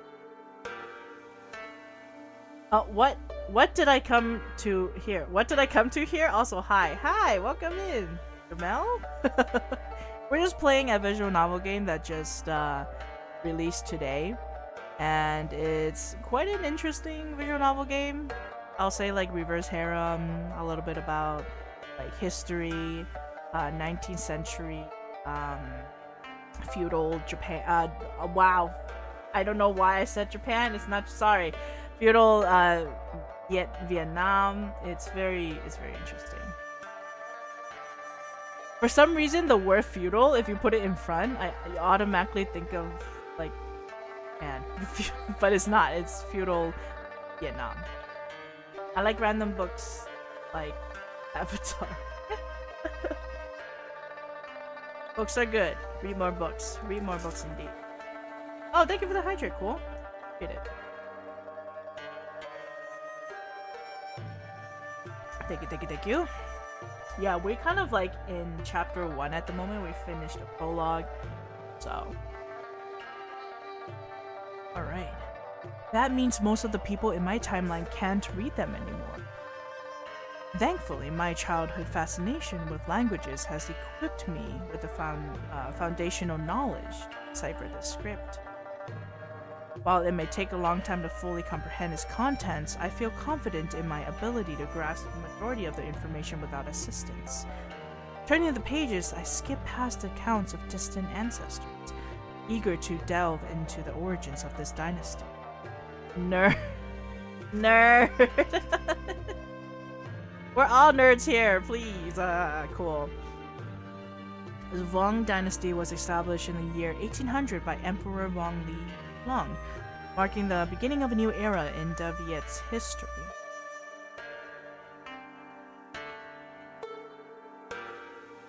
Under Emperor Lilong's rule, the dynasty would flourish and leave a lasting impact on the country's development and culture. This must be the Empress's father. His military prowess led to numerous victories in battles against the Shanghai, continuously expanding Daviet's territory. Oh, thank you so much for the follow, Jamal. Thank you. Welcome to the cave. Welcome in. Hope you will enjoy today's stream. Okay, cool as hell. Man, you know what? It's great because it's summer right now. And it's a crystal cave, so you get free AC in here, man. Yeah. Oh, pigeon? There you go. There's the pigeon. Oh, wow. Look at that. What a really cool... That's a cool map. That's a cool map. I learned about this at school. Shanghai was a neighboring country in the south that eventually got absorbed by Daviet.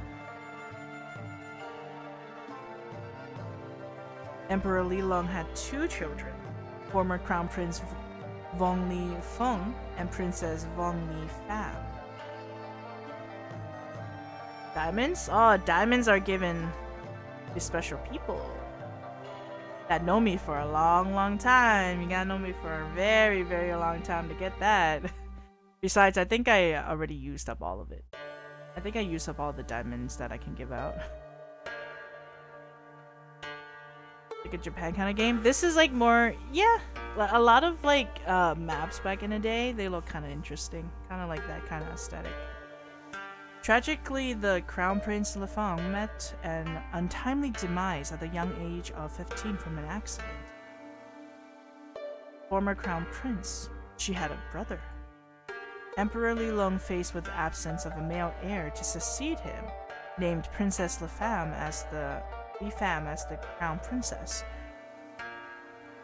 So that's her. Princess Lifam was renowned for her remarkable mastery of martial arts and intellectual pursuits since her childhood. However, traditionalists staunch upheld the belief that the throne should remain solely in the hands of men, and they voiced their dissent loudly and publicly. Did they have those maps on the phone? Actually, that would be so interesting. I would want to see that. I get chocolate diamond. Aw, thank you, cool. Is it a chocolate diamond? This makes sense, as this society is highly patriarchal, and women are viewed as inferior to men. In addition, concerns raised by the people in the country about Princess Li Fam's ascension to the throne were rooted in an ominous prophecy delivered by a priest before her birth. Interesting. According to the prophecy, the princess was believed to be cursed with dark magic. Her curse. Dark magic. Curse. Nuggets. Chicken nuggets! Are they suggesting the involvement of mystical forces or magic? I flip to the next page. My heart sinks when I notice that the next few pages have been torn out. As I scour the pages of the book, I find no other mention of the prophecy or curse that was attributed to Princess Li Pham. First of all, who tore those pages off? Min, you are so sus right now. Min had that book, and it's like as if he knew we would look for that book. I wonder if he did something to it. That is so interesting. I feel like he might have done something to, but that is just an assumption.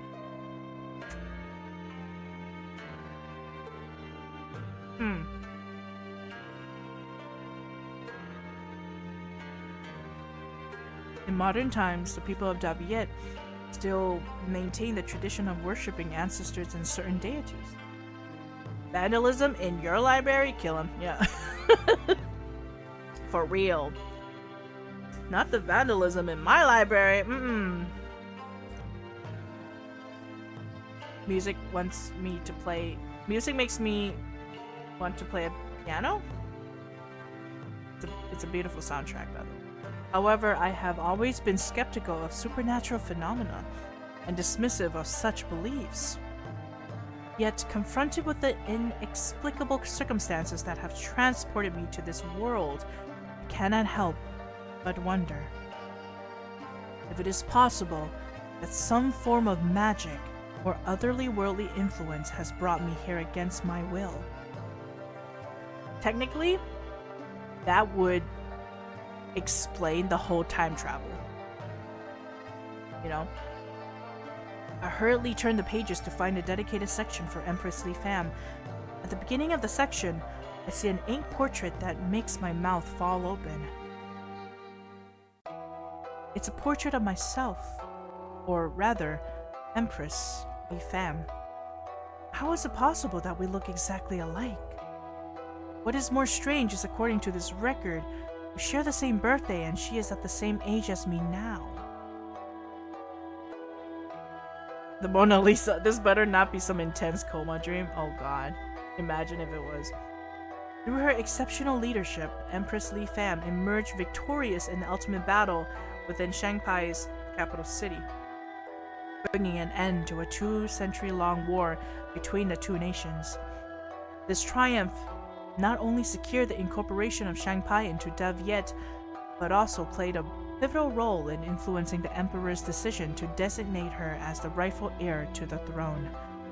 Thus, Princess Li Fam became the country's first female ruler, leaving an indelible mark on history. She's a smart woman, what can I say? While I personally hold a stance against any form of warfare, cannot deny the fact that Empress Li Fam achievements made her a truly remarkable and formidable woman.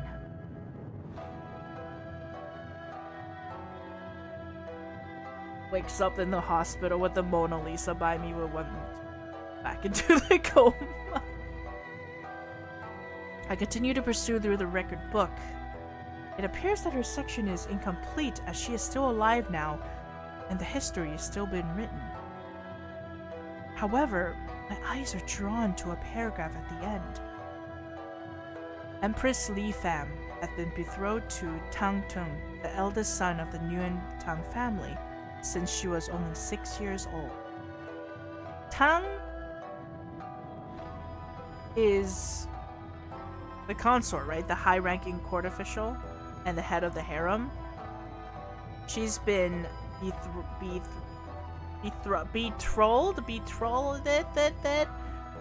Can't say that word every time. Betrothed. That. What is wrong with me? I said it first. I said it at first, though, but I can't say it again. Betrothed. There you go. Wow, this boba drink is getting me. All this sugar is getting me. It was widely known that Tang was declared to be the prince consort, making their union even more significant. Tang Tung. That's him. Considering his family background and historical content, this arrangement seems logical.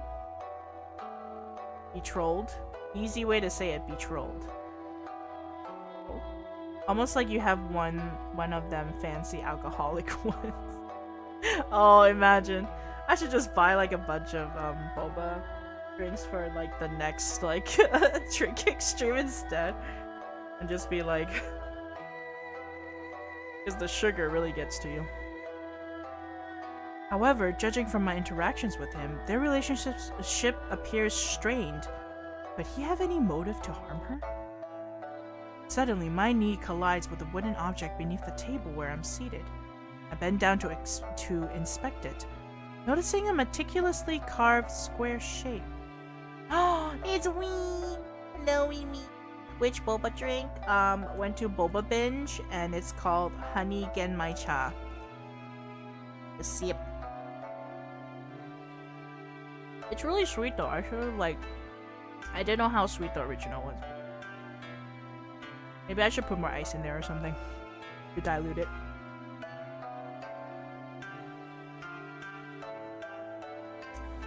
The name?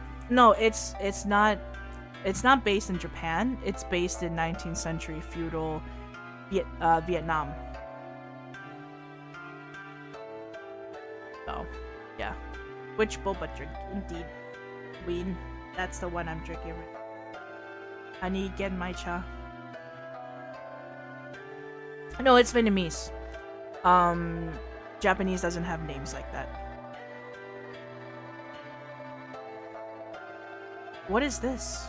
Intrigued, I press on the shape, causing a hidden compartment to spring open from the desk. Ooh, it's like a interesting compartment. Despite having thoroughly searched this room before, I had overlooked this hidden place. Sounds refreshing. Yeah, it kinda is, but I feel like if I drink it now, which I am, I won't be able to sleep tonight, but we will find out.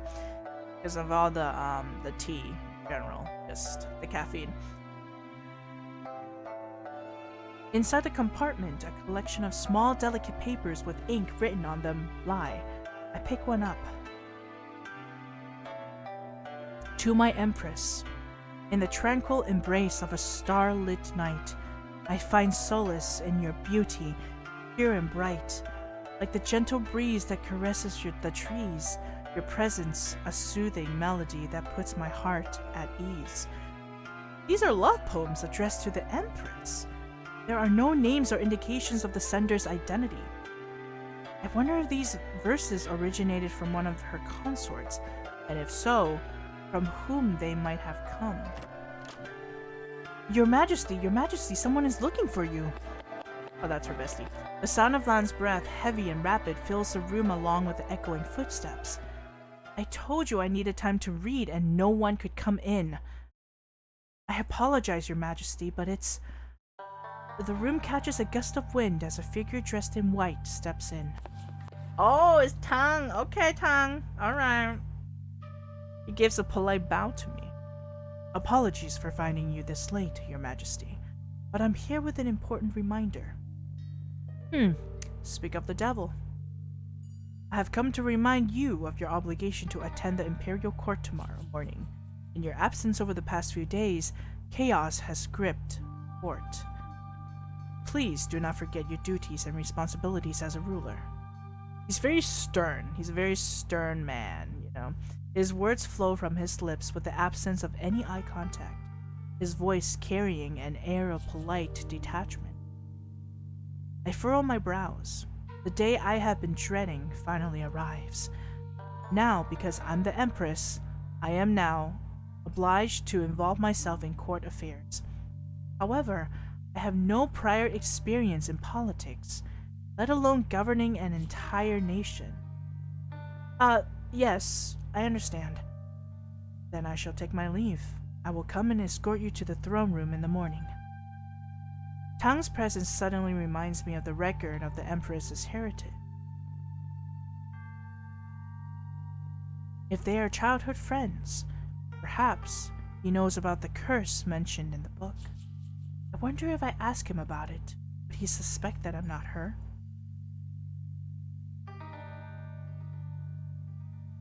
I feel like Tang is really smart, though. I don't know if it's a good idea to ask. But, is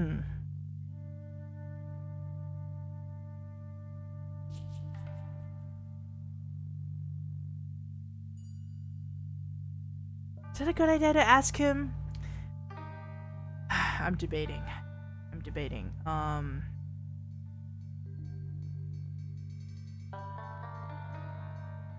I feel like if we do ask him, right, he'll be like, I thought you didn't want to talk about it. Why do you want to talk about it now? You know, type of thing, because he knew her for so long.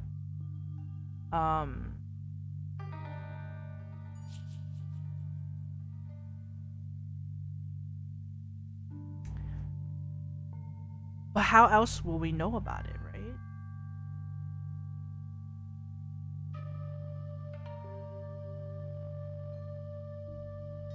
Oh man, this is hard to choose.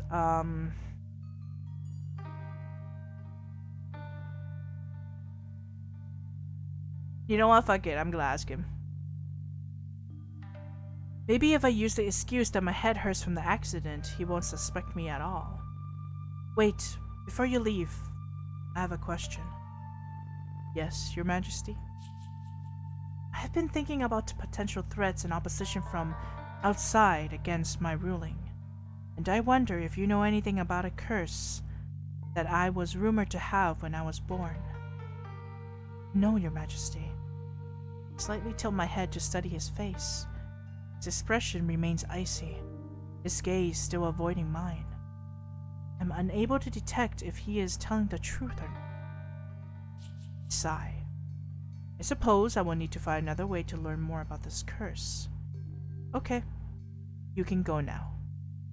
He bows respectfully before swiftly exiting the room without even looking at me. I wrinkle my nose at his shadow leaving the room. Why is this man so cold? I wonder what happened between him and the Empress. I shift my gaze towards Lan, who's standing with one hand clutching the other, eyes fixed on the floor. Over the past day, our interactions have revealed that Lan bears a striking resemblance to my friend Dao, not only in appearance, but also in her demeanor. Strangely, I have an unexplainable sense that she possesses no threat, and I believe I can use her for my investigation, as long as I safeguard my true identity. Lan, how much do you know about Tang? Your Majesty, why are you asking? He's your... I forgot. Your head. Clearing her throat, she begins to talk. Consort Tang Tung holds a high rank in the court, even though he is technically your consort. Technically, he's my consort, but he's also the head of the harem. Interesting. His family is close friends with the former emperor, your father, and he grew up with you. He's not only an honorable man, but also the most sought-after man in the capital. While speaking, Lan's eyes slightly sparkle up. She's talking about an idol. There's a rumor that women from all over the place line up every day just to catch a glimpse of him, but he insisted on being a consort in the harem. But as long as I can remember, you and he has always seemed to be very...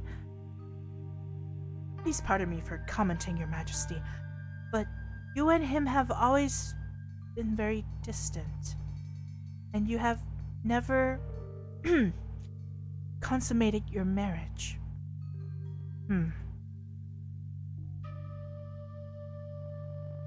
So I was not imagining that some sort of conflict existed between Tang and the Empress. Other people can feel it too. Perhaps he feels trapped within the confines of the harem, yearning for freedom and seeking solace in the arms of another lover? Lan's words raise intriguing questions about his motives. Why would an honorable man resort to such drastic measures, plotting to kill the Empress? There must be a deeper, more significant motivation driving his actions. Nonetheless, tomorrow will be a good opportunity to find an answer. After Lan leaves the room, I let the sensation of the silky bedsheet swallow me as I sink into the mattress. My mind buzzes like a swarm of restless bees with a million thoughts, when suddenly, a melancholic melody wafts through the air, emanating from a distant string instrument. This music, its undulating notes, both seductive and sorrowful, mixed with the smoky sage scent from the incense, makes my heart race. I shut my eyelids, savoring the sound. Irrational as it may sound, it feels as though the musician understands me. As the night's darkness envelops me, I gradually surrender to sleep, allowing myself to be carried away by the melody. Where does this melody come from? About to find out. Take a sip.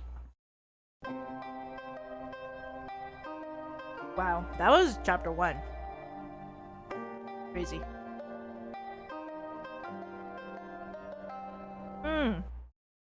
Oh my god, this game looks like it was made for you. Morrow. Welcome in, Morrow. Y'all, you best bet. I've been waiting for this game to come out for a long time. Mm-hmm. Mm-hmm. It matches my aesthetics. Hello. Hey Monroe, welcome in. We're about to find out because we got time traveled into the 19th century feudal Vietnam as the main character, and suddenly we found ourselves to be in the shoes of the Empress that ruled during that time. And apparently she has a lot of consorts, men consorts, and we get to see a lot of the potential potential marriage partner for her. But the thing is, as history goes, she gets murdered, and she's about to find out who the murderer is. Um, Going back in time, you know. So that's kind of interesting. Oh, thank you for the hydrate, Chunky. Thank you. You know what? There's an ad going on. I'm going to take a quick break, and I'm going to come back. I'll be BRB after the ads are gone. And they're all on it. Imagine if every one of them want me dead. It's crazy. It's crazy. Okay. All right. I'll be right back. Let me take a really quick break.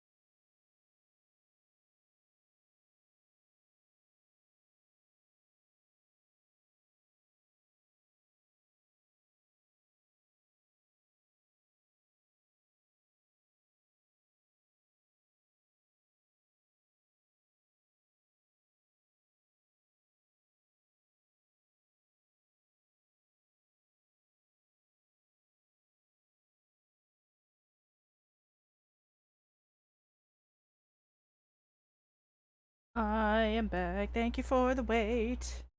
We are back. Oof. Oofies. Okay. Alright. We're back. Back in action. Back in chapter 2. We gotta save before I forget. What if I make wrong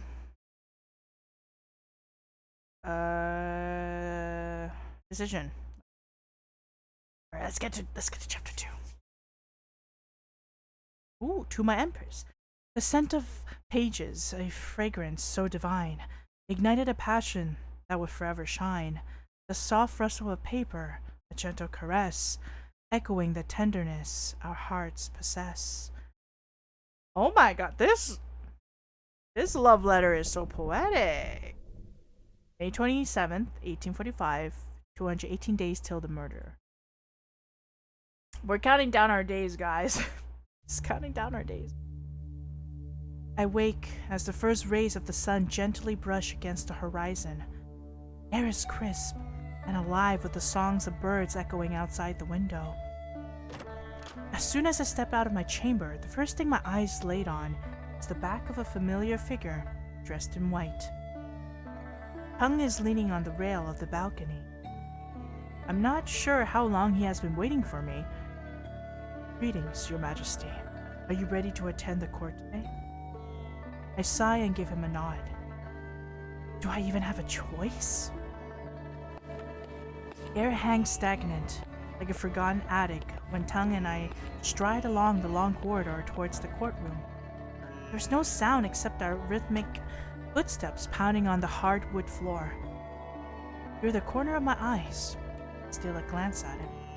The white strand of hair falling on his face makes him look icier. I like them icy boys. Like, he's pretty icy. He's pretty cool.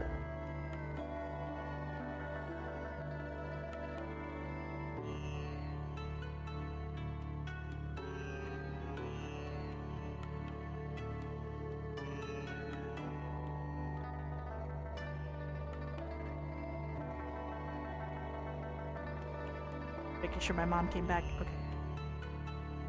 Alright. Maybe I should strike up some conversation to gauge his personality. So how is the Imperial Court lately? Are you sure you want to? Oh, wait. What am I doing? I accidentally clicked title. Without looking at me, words spew from his mouth in a reprimanding tone. The court has been chaotic since your disappearance. And even before that, you were not consistent in going to the court. Since you fully recovered, I advise you quickly come back to the throne, handle it. A sigh escapes from his lips. With all due respect, you need to step up and be more responsible. You, out of all people, know how vulnerable our country is from the inside out. Especially after the war we won, which cost us so much money and soldiers. These court officials could not wait for you to fail so they can stir up trouble. So, I have a feeling, right, that he's not a bad guy, for sure. At least that's what we hope, right? There have been a lot of complaints from them about you focusing too much on increasing the size of your harem. I mean, can you blame the woman for increasing the size of her harem? Blame her. He definitely totally doesn't murder you. Yeah. No, at least I don't think so. Like, he's cold and all, but I don't feel like he would. At least that's what I'm seeing so far. I raised my eyebrow in surprise at his comment. His history classes in my timeline taught us that Empress Li Fam was a dedicated and wise ruler. I wonder if Tung is trying to give her genuine advice or trying to express his own opinions about the harem. I don't understand how the people had the energy for a harem more than 2. Right? And especially with all the drama. God, I can't imagine that. That's crazy. Tell me, Tung, are you disapproving of me expanding the harem? He comes to a halt and turns towards me with a grave expression. I'd rather not talk about private matters here. It's time for our court proceedings now. Tang pushes the red wooden gate open, leaving a clear path into the courtyard. Oh my god, I can't. Leading to the throne room. The expansive space is decorated with gold embroidered umbrellas and meticulously arranged plants in oversized ceramic pots. On two sides, hundreds of officials wearing patterned traditional long robes fill up the courtyard. I assume each of their colorful attires represents a different rank. As my feet tread the courtyard path, the officials drop to the ground into a kowtow, their voices rising in unison. May the Empress live for 10,000 years, 10,000 years, 10,000s of 10,000 years. The scene in front of my eyes is something straight out of a movie. I can't believe I'm actually experiencing it firsthand. So a lot of the historical dramas, including like when it comes to emperors and stuff like that, or court, every official or whatever would always wish the emperor to have good health and also like basically blessing their age, kind of like being like, oh, may you live for thousands and thousands and thousands of years. Because, you know, emperor is usually like what, the dragon's children, kind of. So you're like a deity, kind of, in a way. They treat you like a very important person, of course. It is the emperor for a reason. The empress, of course, too. My hands secretly fidget inside my long sleeves. My mind buzzes with nervousness from the 100 pairs of eyes fixated on me. Wow, look at that throne room. That's pretty. Wow, that's so cool. Wow. Inhaling deeply to steady myself, I enter the room with Tang trailing closely behind. As I settle on the gold throne, a cold sensation from its surface spreads through my body. Here we go. Officials take turns stepping from the courtyard into the room to report all sorts of issues to me, from upcoming ceremonies to plans to renovate certain parts of the palace. They are mostly trivial matters that don't need my verbal responses. I just nod in agreement to each official. An hour has passed, and right when I start to feel sleepy, a report catches my ear. Your Majesty, there have been numerous complaints about animal blood and corpses scattered around residential areas. Animal? Yes, I personally suspect that those corpses was placed around as offerings by priests who perform dark magic for money, which is illegal in Davian. My ears perk up. First the Empress's curse, now magic. Whether magic is real or not, this is an intriguing lead for me to pursue.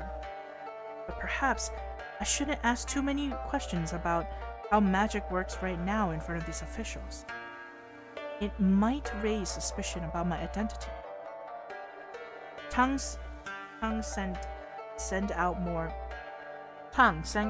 investigators to look into this case and report back to me about who these priests are. Yes. As soon as the official who reported about dark magic steps down to his position in the crowd, another official moves forward. Your Majesty, we have chosen a great date for you to officially announce a prince consort. Announce the prince consort.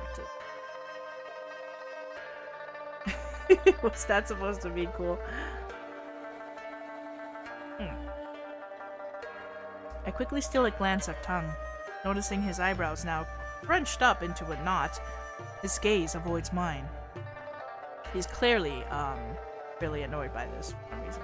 We're casting dark magic. We shall see. As he's the chosen prince consort, Tang and I will soon have to partake in a ceremonial union to solidify our role. Even though your harem may be rather full, it is customary to officially announce a prince consort. Only then will the people be content that you are following the will of heaven. All eyes are fixed upon Tang, their gaze filled with anticipation and expectation, as if the outcome of him being the prince consort is already predetermined. I wonder how he feels about this. And when exactly is the ceremony? It's December 30th, Your Majesty. December 30th. Hold on. Why does this day sound familiar? A small gasp escapes my throat. Oh, maybe it's the day she got murdered. Ooh, there we go. This is the day the Empress is supposed to be assassinated, as her death day will eventually be turned into a national memorial day to honor all significant female historical figures in our country. Being overwhelmed with learning about this new world made me forget to find out how much time I have left. 7 months. 7 months to solve my own murder before it happens. An uncontrollable small smirk curls the corner of my lips.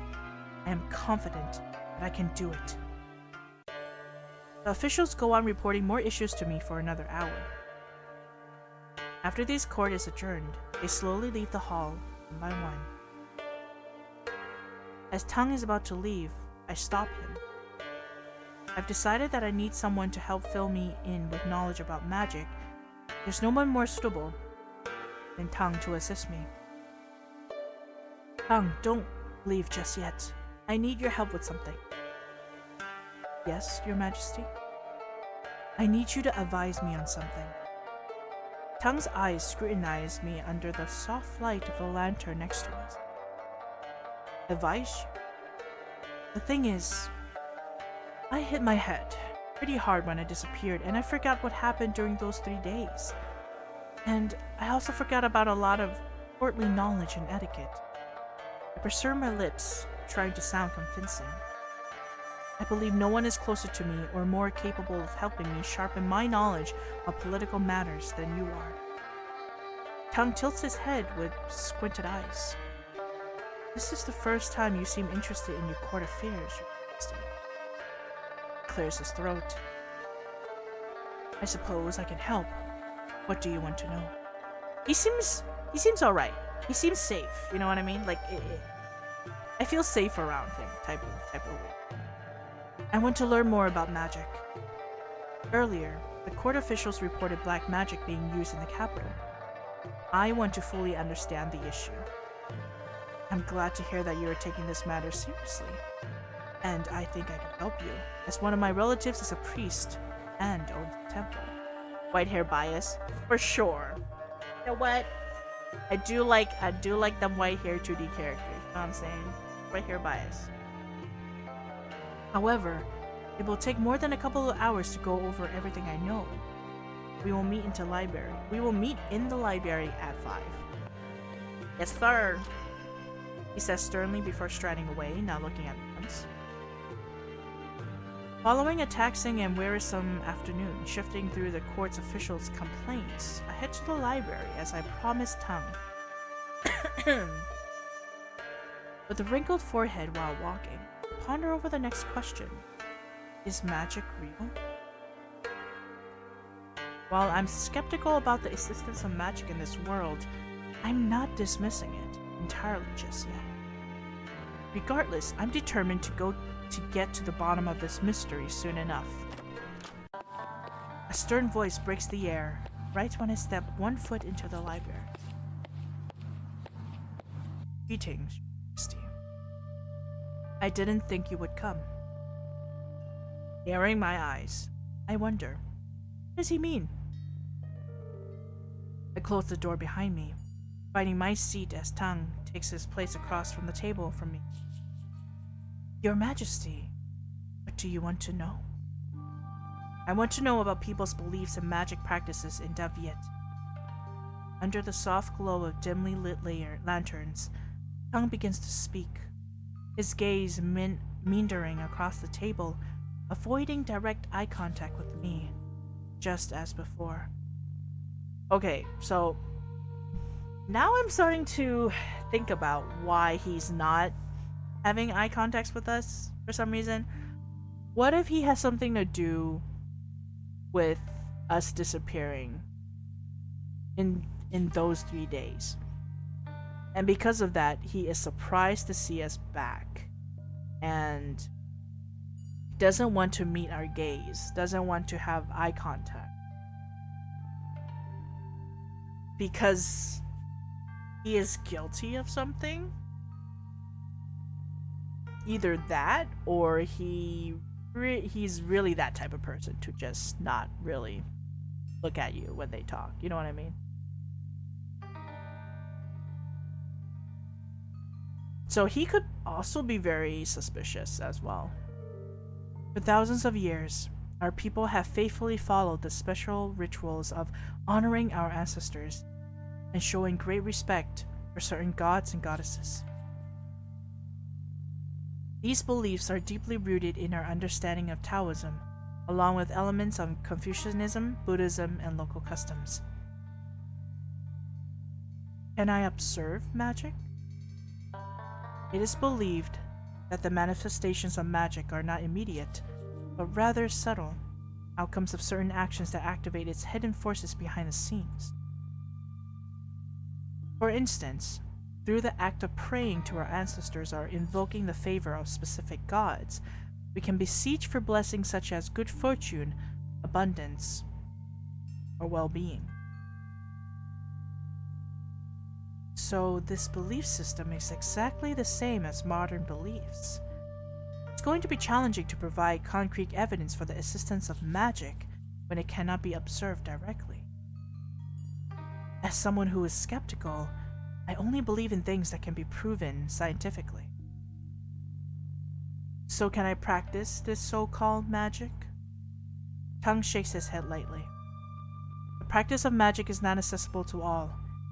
It is sacred art reserved for the select few who possesses the wisdom, discipline, and inner strength necessary to harness its potential.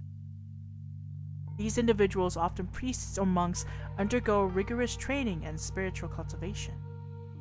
What are the means by which the priests can harness this supposed magic? They believe in the power of talismans, spells, and incantations. Tang pulls out a blue piece of paper from his sleeve. Oh, I recognize this. For example, this is a talisman that my acquaintance wrote for me. She put a spell on it that will supposedly give me good luck. What about dark magic?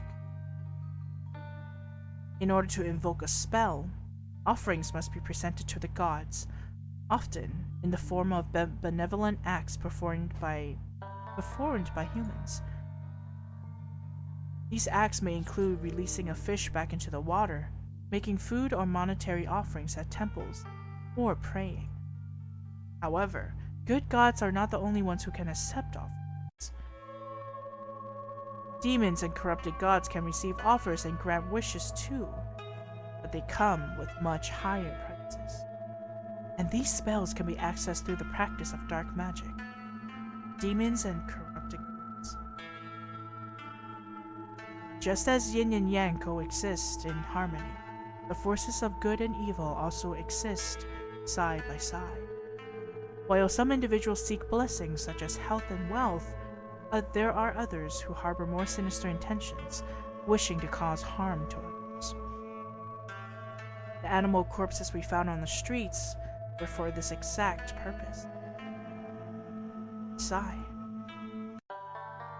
As disturbing as it is, people would do anything to get what they want despite how superstitious it is.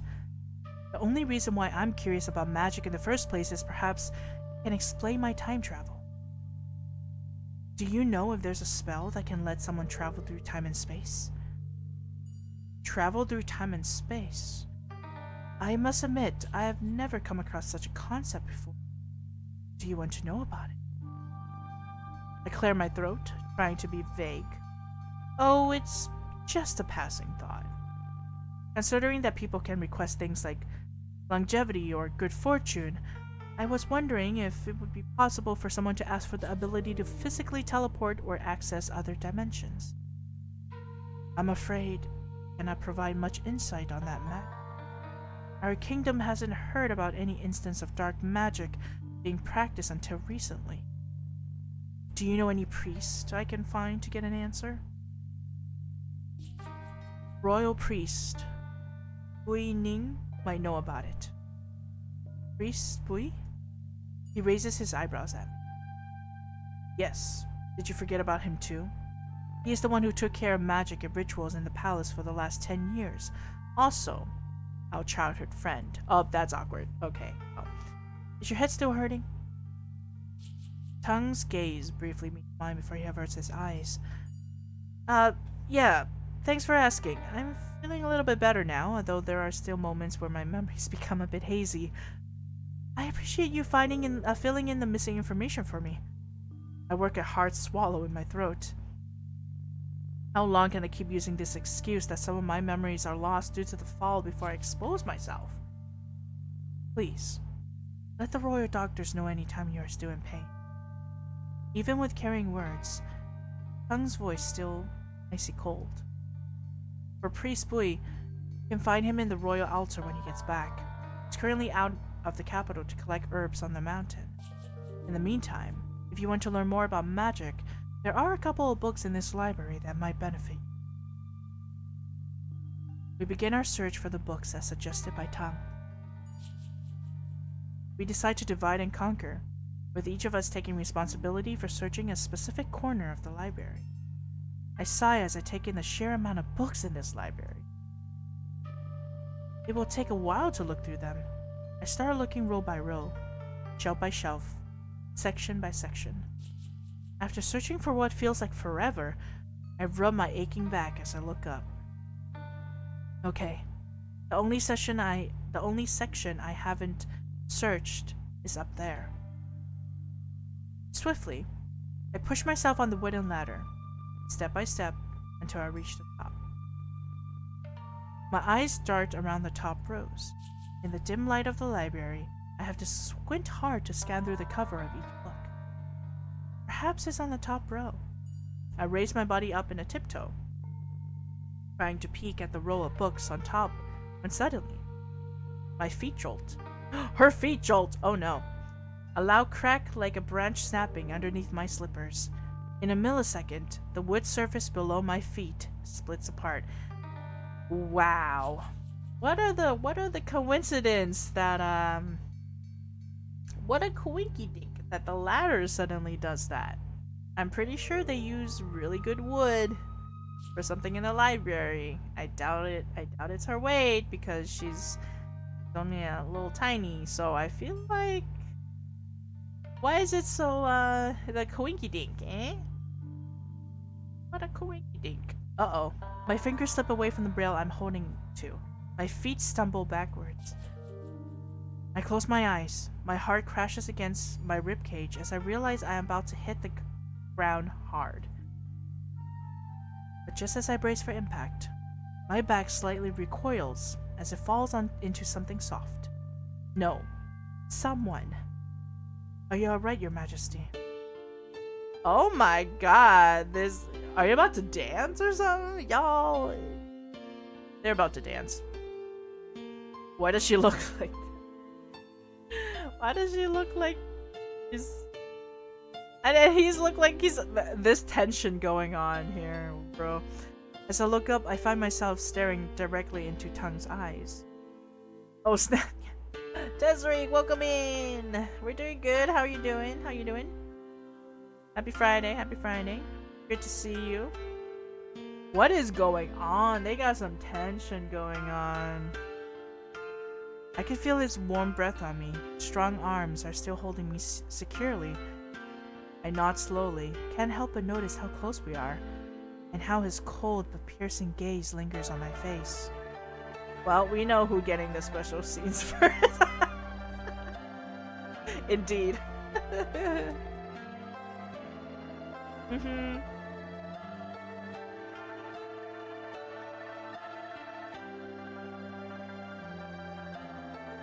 Wow. Look at her hairpins, they're so pretty. Then he helps me steady myself. His warm palm lingering on the small of my back for a moment longer than necessary. And then... he quickly pulls away, as if he snaps out of something. Even though I'm still rushing with adrenaline from the fall, I study his face with my squinted eyes, trying to make a deduction of what this reaction of his means. My apologies, Your Majesty. He turns his back on me and quickly continues his search, leaving me to stand there with my thoughts. Is he shy? Is he shy? Is Tongue shy? It's kinda cute. I'm not gonna lie. He's shy. That's kinda cute. Is he avoiding getting close to the Empress? Or maybe he's just avoiding himself. We spend the next hour sitting in silence, immersed in our reading. We have found nothing regarding black magic in all the books we pulled out. As the daylight wanes, the library grows dim, with only the warm flicker of an oil lamp on the table casting light. Tongue has not spoken a word since catching me, and his silence begins to make me feel uneasy. Why is he acting so strange? I take a quick glance at him from behind the pages. The last rays of the sun through the window falls across his icy cold expression as he is focusing on a book. Admittedly, Tongue isn't a bad man, at least as far as I have seen. He is a wise advisor, genuinely cares about the country, and has given honest counsel to the Empress. Maybe his reputation for integrity is well deserved. But what about his reputation with women? Do ladies in the city really line up just to catch a glimpse of him? Well, can't blame them. Objectively speaking, he is quite good looking. As he turns and catches me staring, I notice a brief dilation of his pupils before he quickly averts his gaze. That is so cute! What the fuck? What's the matter, Your Majesty? Whoa. Okay. That's kinda cute. I clear my throat, trying to hide the fact that I was just creepily staring at him. I have said this before, but I'll say it again. Thank you for leading the search for me when I disappeared. I was merely carrying out my duty, Your Majesty. His voice remained as cold and distant. Did you find any leads about what happened to me? Nothing out of the ordinary. However, a guard discovered a name tag belonging to Consort Vu in the garden where you were last seen before disappearing. Vu? Vu was the first consort I noticed in the ceremony yesterday. I recall he was really affectionate towards the Emperor. He's a little too affectionate towards the Emperor. I could have reported this to you sooner, but I didn't think it was out of the ordinary. Considering the amount of time you've been spending with Consort Vu lately. When the name Vu crosses Tongue's lips, I notice a tiny wrinkle. Or he really doesn't like him. He doesn't like him either. I lightly tap my fingers on the desk. How interesting. It appears that I stumbled upon a new clue regarding the Empress's disappearance. However, before delving into that, I am also here with another purpose. To investigate the relationship between Tongue and the Empress. I understand. And one more thing. About the upcoming Prince Consort ceremony, how do you feel about it? A flicker of surprise dances across his eyes as opposed to question, but he swiftly recedes, giving way to his familiar, cold, and composed demeanor. What I feel should not matter, Your Majesty. You should do what you see fit. I will serve you nonetheless. But I can feel as if he's trying to clearly hide his discomfort with his... Maybe this is my opportunity to cover the truth. I suppress the grin on my face. It's time to play the bad cop. I rise from my seat and start pacing around him. I usually find this tactic to work effectively when interrogating suspects. Do you hate being my prince consort? I don't dare to, Your Majesty. Do you disapprove of my decision to expand the harem? I am merely a servant of the country. I have no right to disapprove of your lifestyle decisions. Lifestyle? Are you afraid that I will spend too much government money to build the harem with all these luxurious palaces for my concubines and have extravagant ceremonies? He is still not looking at me. Our budget allows it. Are you hating me for tarnishing your honorable reputation? He stutters. It is working. Or Are you hating me for trapping you in the harem, while you have many options as the most sought-out man in the country? Standing right behind where he sits, I try to sound sarcastic to evoke him. I bet you regret not being able to marry someone else. Upon hearing my remark, he lifts himself from the chair, and before I know it, he turns around with a controlled swiftness. Oh my god! Oh my god! Oh my god, wait a minute, we got Kabe Dawn, bro! His hand slams on the shelf behind me, trapping me between his chest and the shelf. His eyes, ablaze with smoldering rage, lock onto mine from above. He growls through his... we're getting Kabe Dawn! Don't dare think you can speak for me. What do you know about how I feel? My eyes sparkles with amusement, as it is a surprise to see him break his usual form and scholarly demeanor. But I can't deny that my interrogation technique is working. For the first time, he stopped using his cold facade to hide his emotion. We are only few centimeters apart, and I can feel the depth of his anger and his darkened eyes fixed on mine. But he is not only angry because I am mocking him. There is something else. Now tell me, how do you truly feel about the Empress? Realizing he has overstepped his boundaries, he promptly steps back, releasing me from my blocked position. A heavy sigh escapes his lips. My apologies, Your Majesty. Let's keep our discussion strictly about matters of politics from now on. I shall take my leave. Sir! Tung turns his heels around, striding away, not looking back at me once. Seems like the wall between him and the Empress is indeed very tall.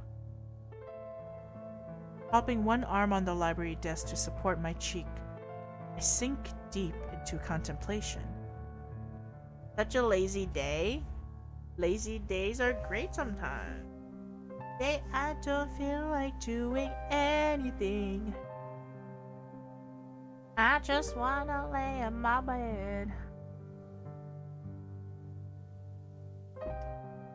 It's a bed rot day. I kinda like that sometimes. Once in a while. Listening to you, this story, and BGM. Relaxing. Oh, thank you, Chunky. How you like it? I hope it's not too much reading, because I do a lot of reading, like especially with these visual novels. But think of it as like you're listening to a like a podcast on that or something. I don't know. Now that I have upset Tung, it would be challenging for me to approach him and investigate further. However, despite the conflict, I find it difficult to imagine someone as proud as Tung committing treason. I may have to find an alternative approach to delve into his personal life later, but for now, I must put that aside. I now have two new clues to worry about. First, Priest Bui might know something about dark magic. As skeptical about supernatural forces that I am, I still need to confirm that magic is not real to cross it off my list of time travel mechanics. Besides, if he is the Empress's childhood friend like Tung, he might know something about her. But besides that, the most urgently to follow is Vu. Why was he near the palace of the Empress's disappearance? And now the crucial question arises. How do I approach him? Right after I get back to my chamber, I let my body fall on the bed. It's been a long and exhausting day. Before I can enjoy the soft sensation of the silky bedsheet, a familiar high-pitched voice fills the room. Your Majesty, Your Majesty! Lan hastily pushes open the door. Why is this girl always in such a hurry? What is it now? I forgot to tell you earlier, but I received news from the court that 3 nights from now will be a good night to choose an attendant. We need to prepare that for you. I rise up to sit on the bed. An attendant? What does that mean? Lan's cheeks flush with a light dust of pink. It means you need to choose a man from your harem to spend the night with. It is your duty as the Empress to ensure the continuation of the royal lineage by choosing an attendant on an auspicious day through the guidance of the court. Spend the night with... Does she mean... I feel a quiver in my stomach. I know this is a part of the undercover mission, but the idea of spending the night with a man makes me feel uneasy. Here's the one for sale. I'm scared. My fingers start to fidget on the art table surface. No, I need to calm myself down first. Lan, do we have cigarettes in the palace? My pardon? Her mouth drops at my question. Cigarettes, like nicotine, the substance. Are you perhaps referring to the rolled nicotine from Western countries? Yes, the rolled ones. I forgot that there are modern words that people in the past would not understand. We don't have it. However, I have something you might like. I was about to say, how did they know? Oh, it's... yeah. But back then, they smoke opium, don't they not? Like, let's see. She rushes out the door and swiftly returns, carrying a porcelain bowl adorned with white and blue patterns. Oh, what? That's a smoking bowl? Like a bowl? But like a bowl? Oh, interesting. It's called a dupat, used for smoking toklao, a potent form of nicotine. With efficiency, Lan pours water into the large bowl. Within it lies another bowl, shaped like a globe with small holes connecting to a long pipe. She lights the small bowl and offers the pipe to me. Your Majesty. I take a deep puff from the pipe and the potent smoke rushes into my lungs, almost making me cough. Wow, this is strong. Despite the intensity, the nicotine gradually eases the tension in my muscles and forehead, leaving me with a blissful relief. I can finally focus again. Okay, where were we? Choosing the attendant, Your Majesty. That's right. I let out a heavy sigh. Even if I'm uncomfortable in being close proximity to a man, I still need to follow though. I want to pretend to be the Empress. Your Majesty, please place a dot next to an attendant's name you are considering. She hands me an ink brush and a book full of names. These are all the men in my harem. I click my tongue. I know exactly who I should choose. A small dot of ink neatly spread out on the edge of the rough paper. Excellent, Your Majesty. I will tell the maids to prepare. Oh, we're gonna call for Vu, aren't we? We need to get to him, right? To see who he really is. To see what's going on with him.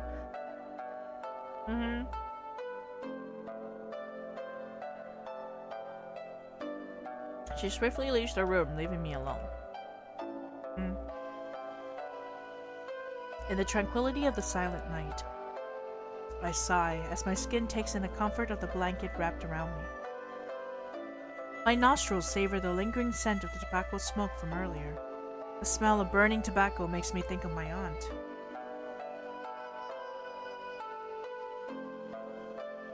She would be so mad to see me smoking again, but perhaps mostly because it stained our house. Suddenly, in the quietude of the room, a familiar melody from the other day wafts through the air again, dragging my eyelids down. I clutch the bedsheet with my hand as I think about my world. I bet it's a relief for my aunt to see me gone like this. I have always been a burden to her, as she has had to care for me ever since my mother died. Isn't that the reason why she always tries to set me up on dates? Maybe. Maybe she just cares in an Asian parent, guardian type of way, you know? I shake my head, trying to pull myself out of all the thoughts about her or my world. I need to stay laser focused on my mission here. The distant music continues, enveloping the room with this enchanting tune. I let it drown my mind with a seductive melody till I drift into the darkness of my eyelids. So, obviously, we're gonna meet with Vu, right? Pretty obvious, right?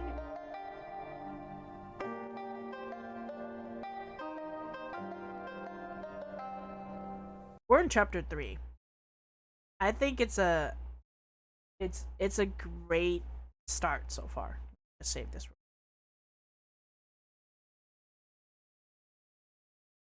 Let's save that to chapter 3. And I feel like this is also a good section to stop at. And we can continue that next week as well. Title screen. Okay, so far, right? We only met a few people. Min is extremely sus to me. I'm not gonna lie. The fact that he's like in certain places at a certain time that would have us meet all of a sudden is kind of weird. Vu is also like suspiciously affectionate. Dewey, however, I kind of like Dewey. Like he looks like he doesn't care what everyone says. He's like whatever, you know. But like Tang is starting to get my attention because he seems like he's very technically he's not the closest to her, but he's seen her grow up. Like they're childhood friends, kind of like their childhood. They grew up together, and so far we know that Vu is probably the most closest to her. The few days before she disappeared, so that's kind of weird that his name tag's there, or someone's trying to frame Vu for doing that. But I really like how this is going. I feel like it's going on a very good pace where it's not too slow or it's not freaking fast, where it's like 1 second we're here, another second we're all the way over here. So the pacing is very good. I enjoy the pacing. And sometimes when I play visual novels, a lot of the chapters usually take a couple hours.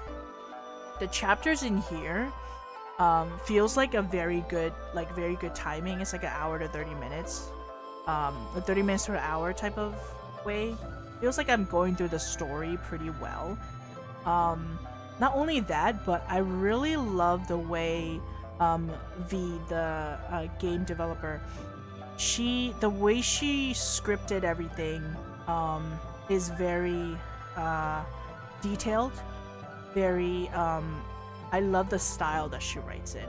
I have never actually checked out the style that she wrote in before I, because when I was following her, I didn't know what type of style she would be writing in, but now I know. I really like how she wrote. Like, her style of writing is very, very lovely to read. And I'm also learning new vocabs, because apparently there's a lot of vocabs that I don't know. Because, English is hard. So hard. But so far, I really like this, and I can see myself continue to play it. And I'm not gonna lie, Tang is like really getting on me. Like, I'm really liking him. Maybe because it's like he's kind of cold, It's kind of interesting to break into his cold shell, have a vibe, I don't know what to say about Vu, because he might be really like seductive towards us, and we'll see how that is. But so far Tang is really getting to me. It's like he's kind of cute, I'm not gonna lie. It is also a learning stream, like, for sure. The fact that we're learning like a little bit of the culture and everything. I've never learned about Vietnamese culture like that, or anything that's like historical as well in the Vietnamese culture, especially the 19th century feudal Vietnam. I never learned anything about that, so I am kind of taking a little bit of interest after this. It's very interesting. I might read some articles and something like that to better understand like that time period. And I think, you know, the game dev did a great job giving us a lot of detailing in what the area looks like, what the architecture looks like, what the clothing looks like, and it's very, very done very well. Very well. The art looks amazing.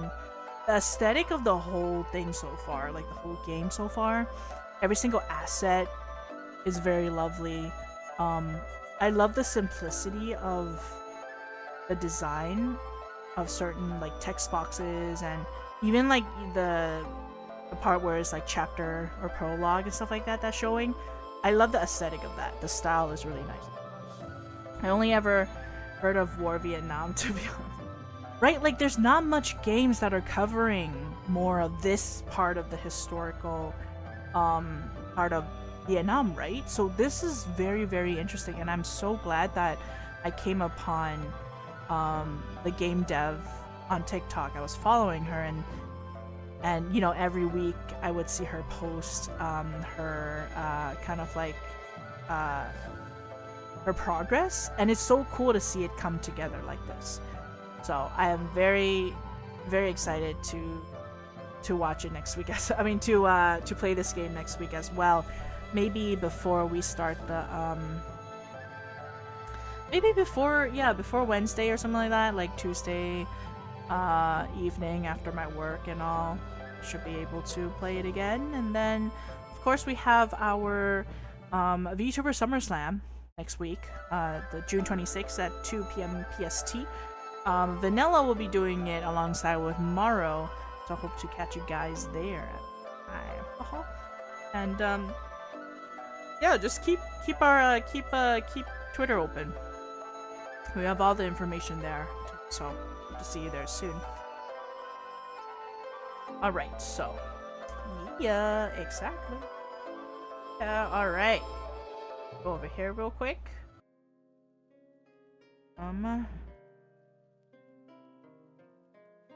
Now we're gonna find someone to raid. Sounds exciting. Yes, it is. It's gonna be exciting. I can't wait. Well, it's more like Vanilla can't wait. Vanilla cannot wait. Alright, let's see. Let's see who we are going to raid. Who is free? Is free. Yeah, thanks, cool. Thanks for staying for so long, guys. I really appreciate it. You guys are awesome. I know it's a lot of reading, because that's what visual novels are about, but I hope you guys enjoy the content of it. It's absolutely astounding. Gorgeous. I love it so much. Also, if you guys want to check it out, it is called Who Murdered My Empress on Steam. Available on Steam right now. I think for the US it's $17.99.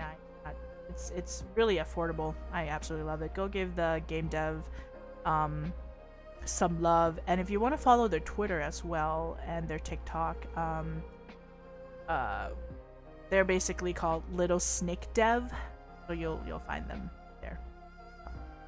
Really cool. All right, let's see who is free. Is free. Let's see.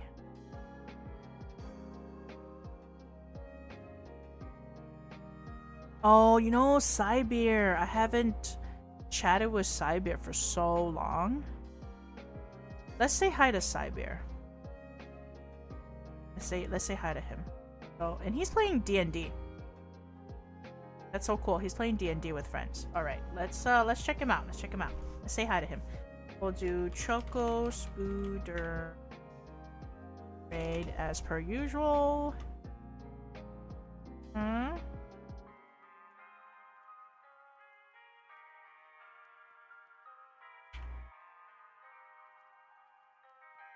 Spooder raid.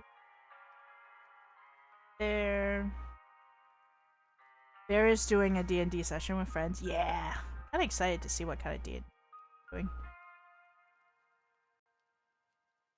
Alright. Get the raid party started. Alright, thank you guys again for stopping by. I really appreciate it. You guys are awesome. And big thank you for new follows. Welcome into the Crystal Cave. And also a huge appreciation for Young Professor for the 20 gift subs and Cool with the gift subs as well, making it a level 4 hype train. Y'all are insane, bringing boxes of pizzas worth so much that we could continue to eat till next week. So thank you guys for the support. I really appreciate it. You guys are amazing, awesome. Like I can't do enough, but so thank you so much. All right, hope you guys will have a lovely rest of your weekend. Please stay safe, and hope to see you guys next week.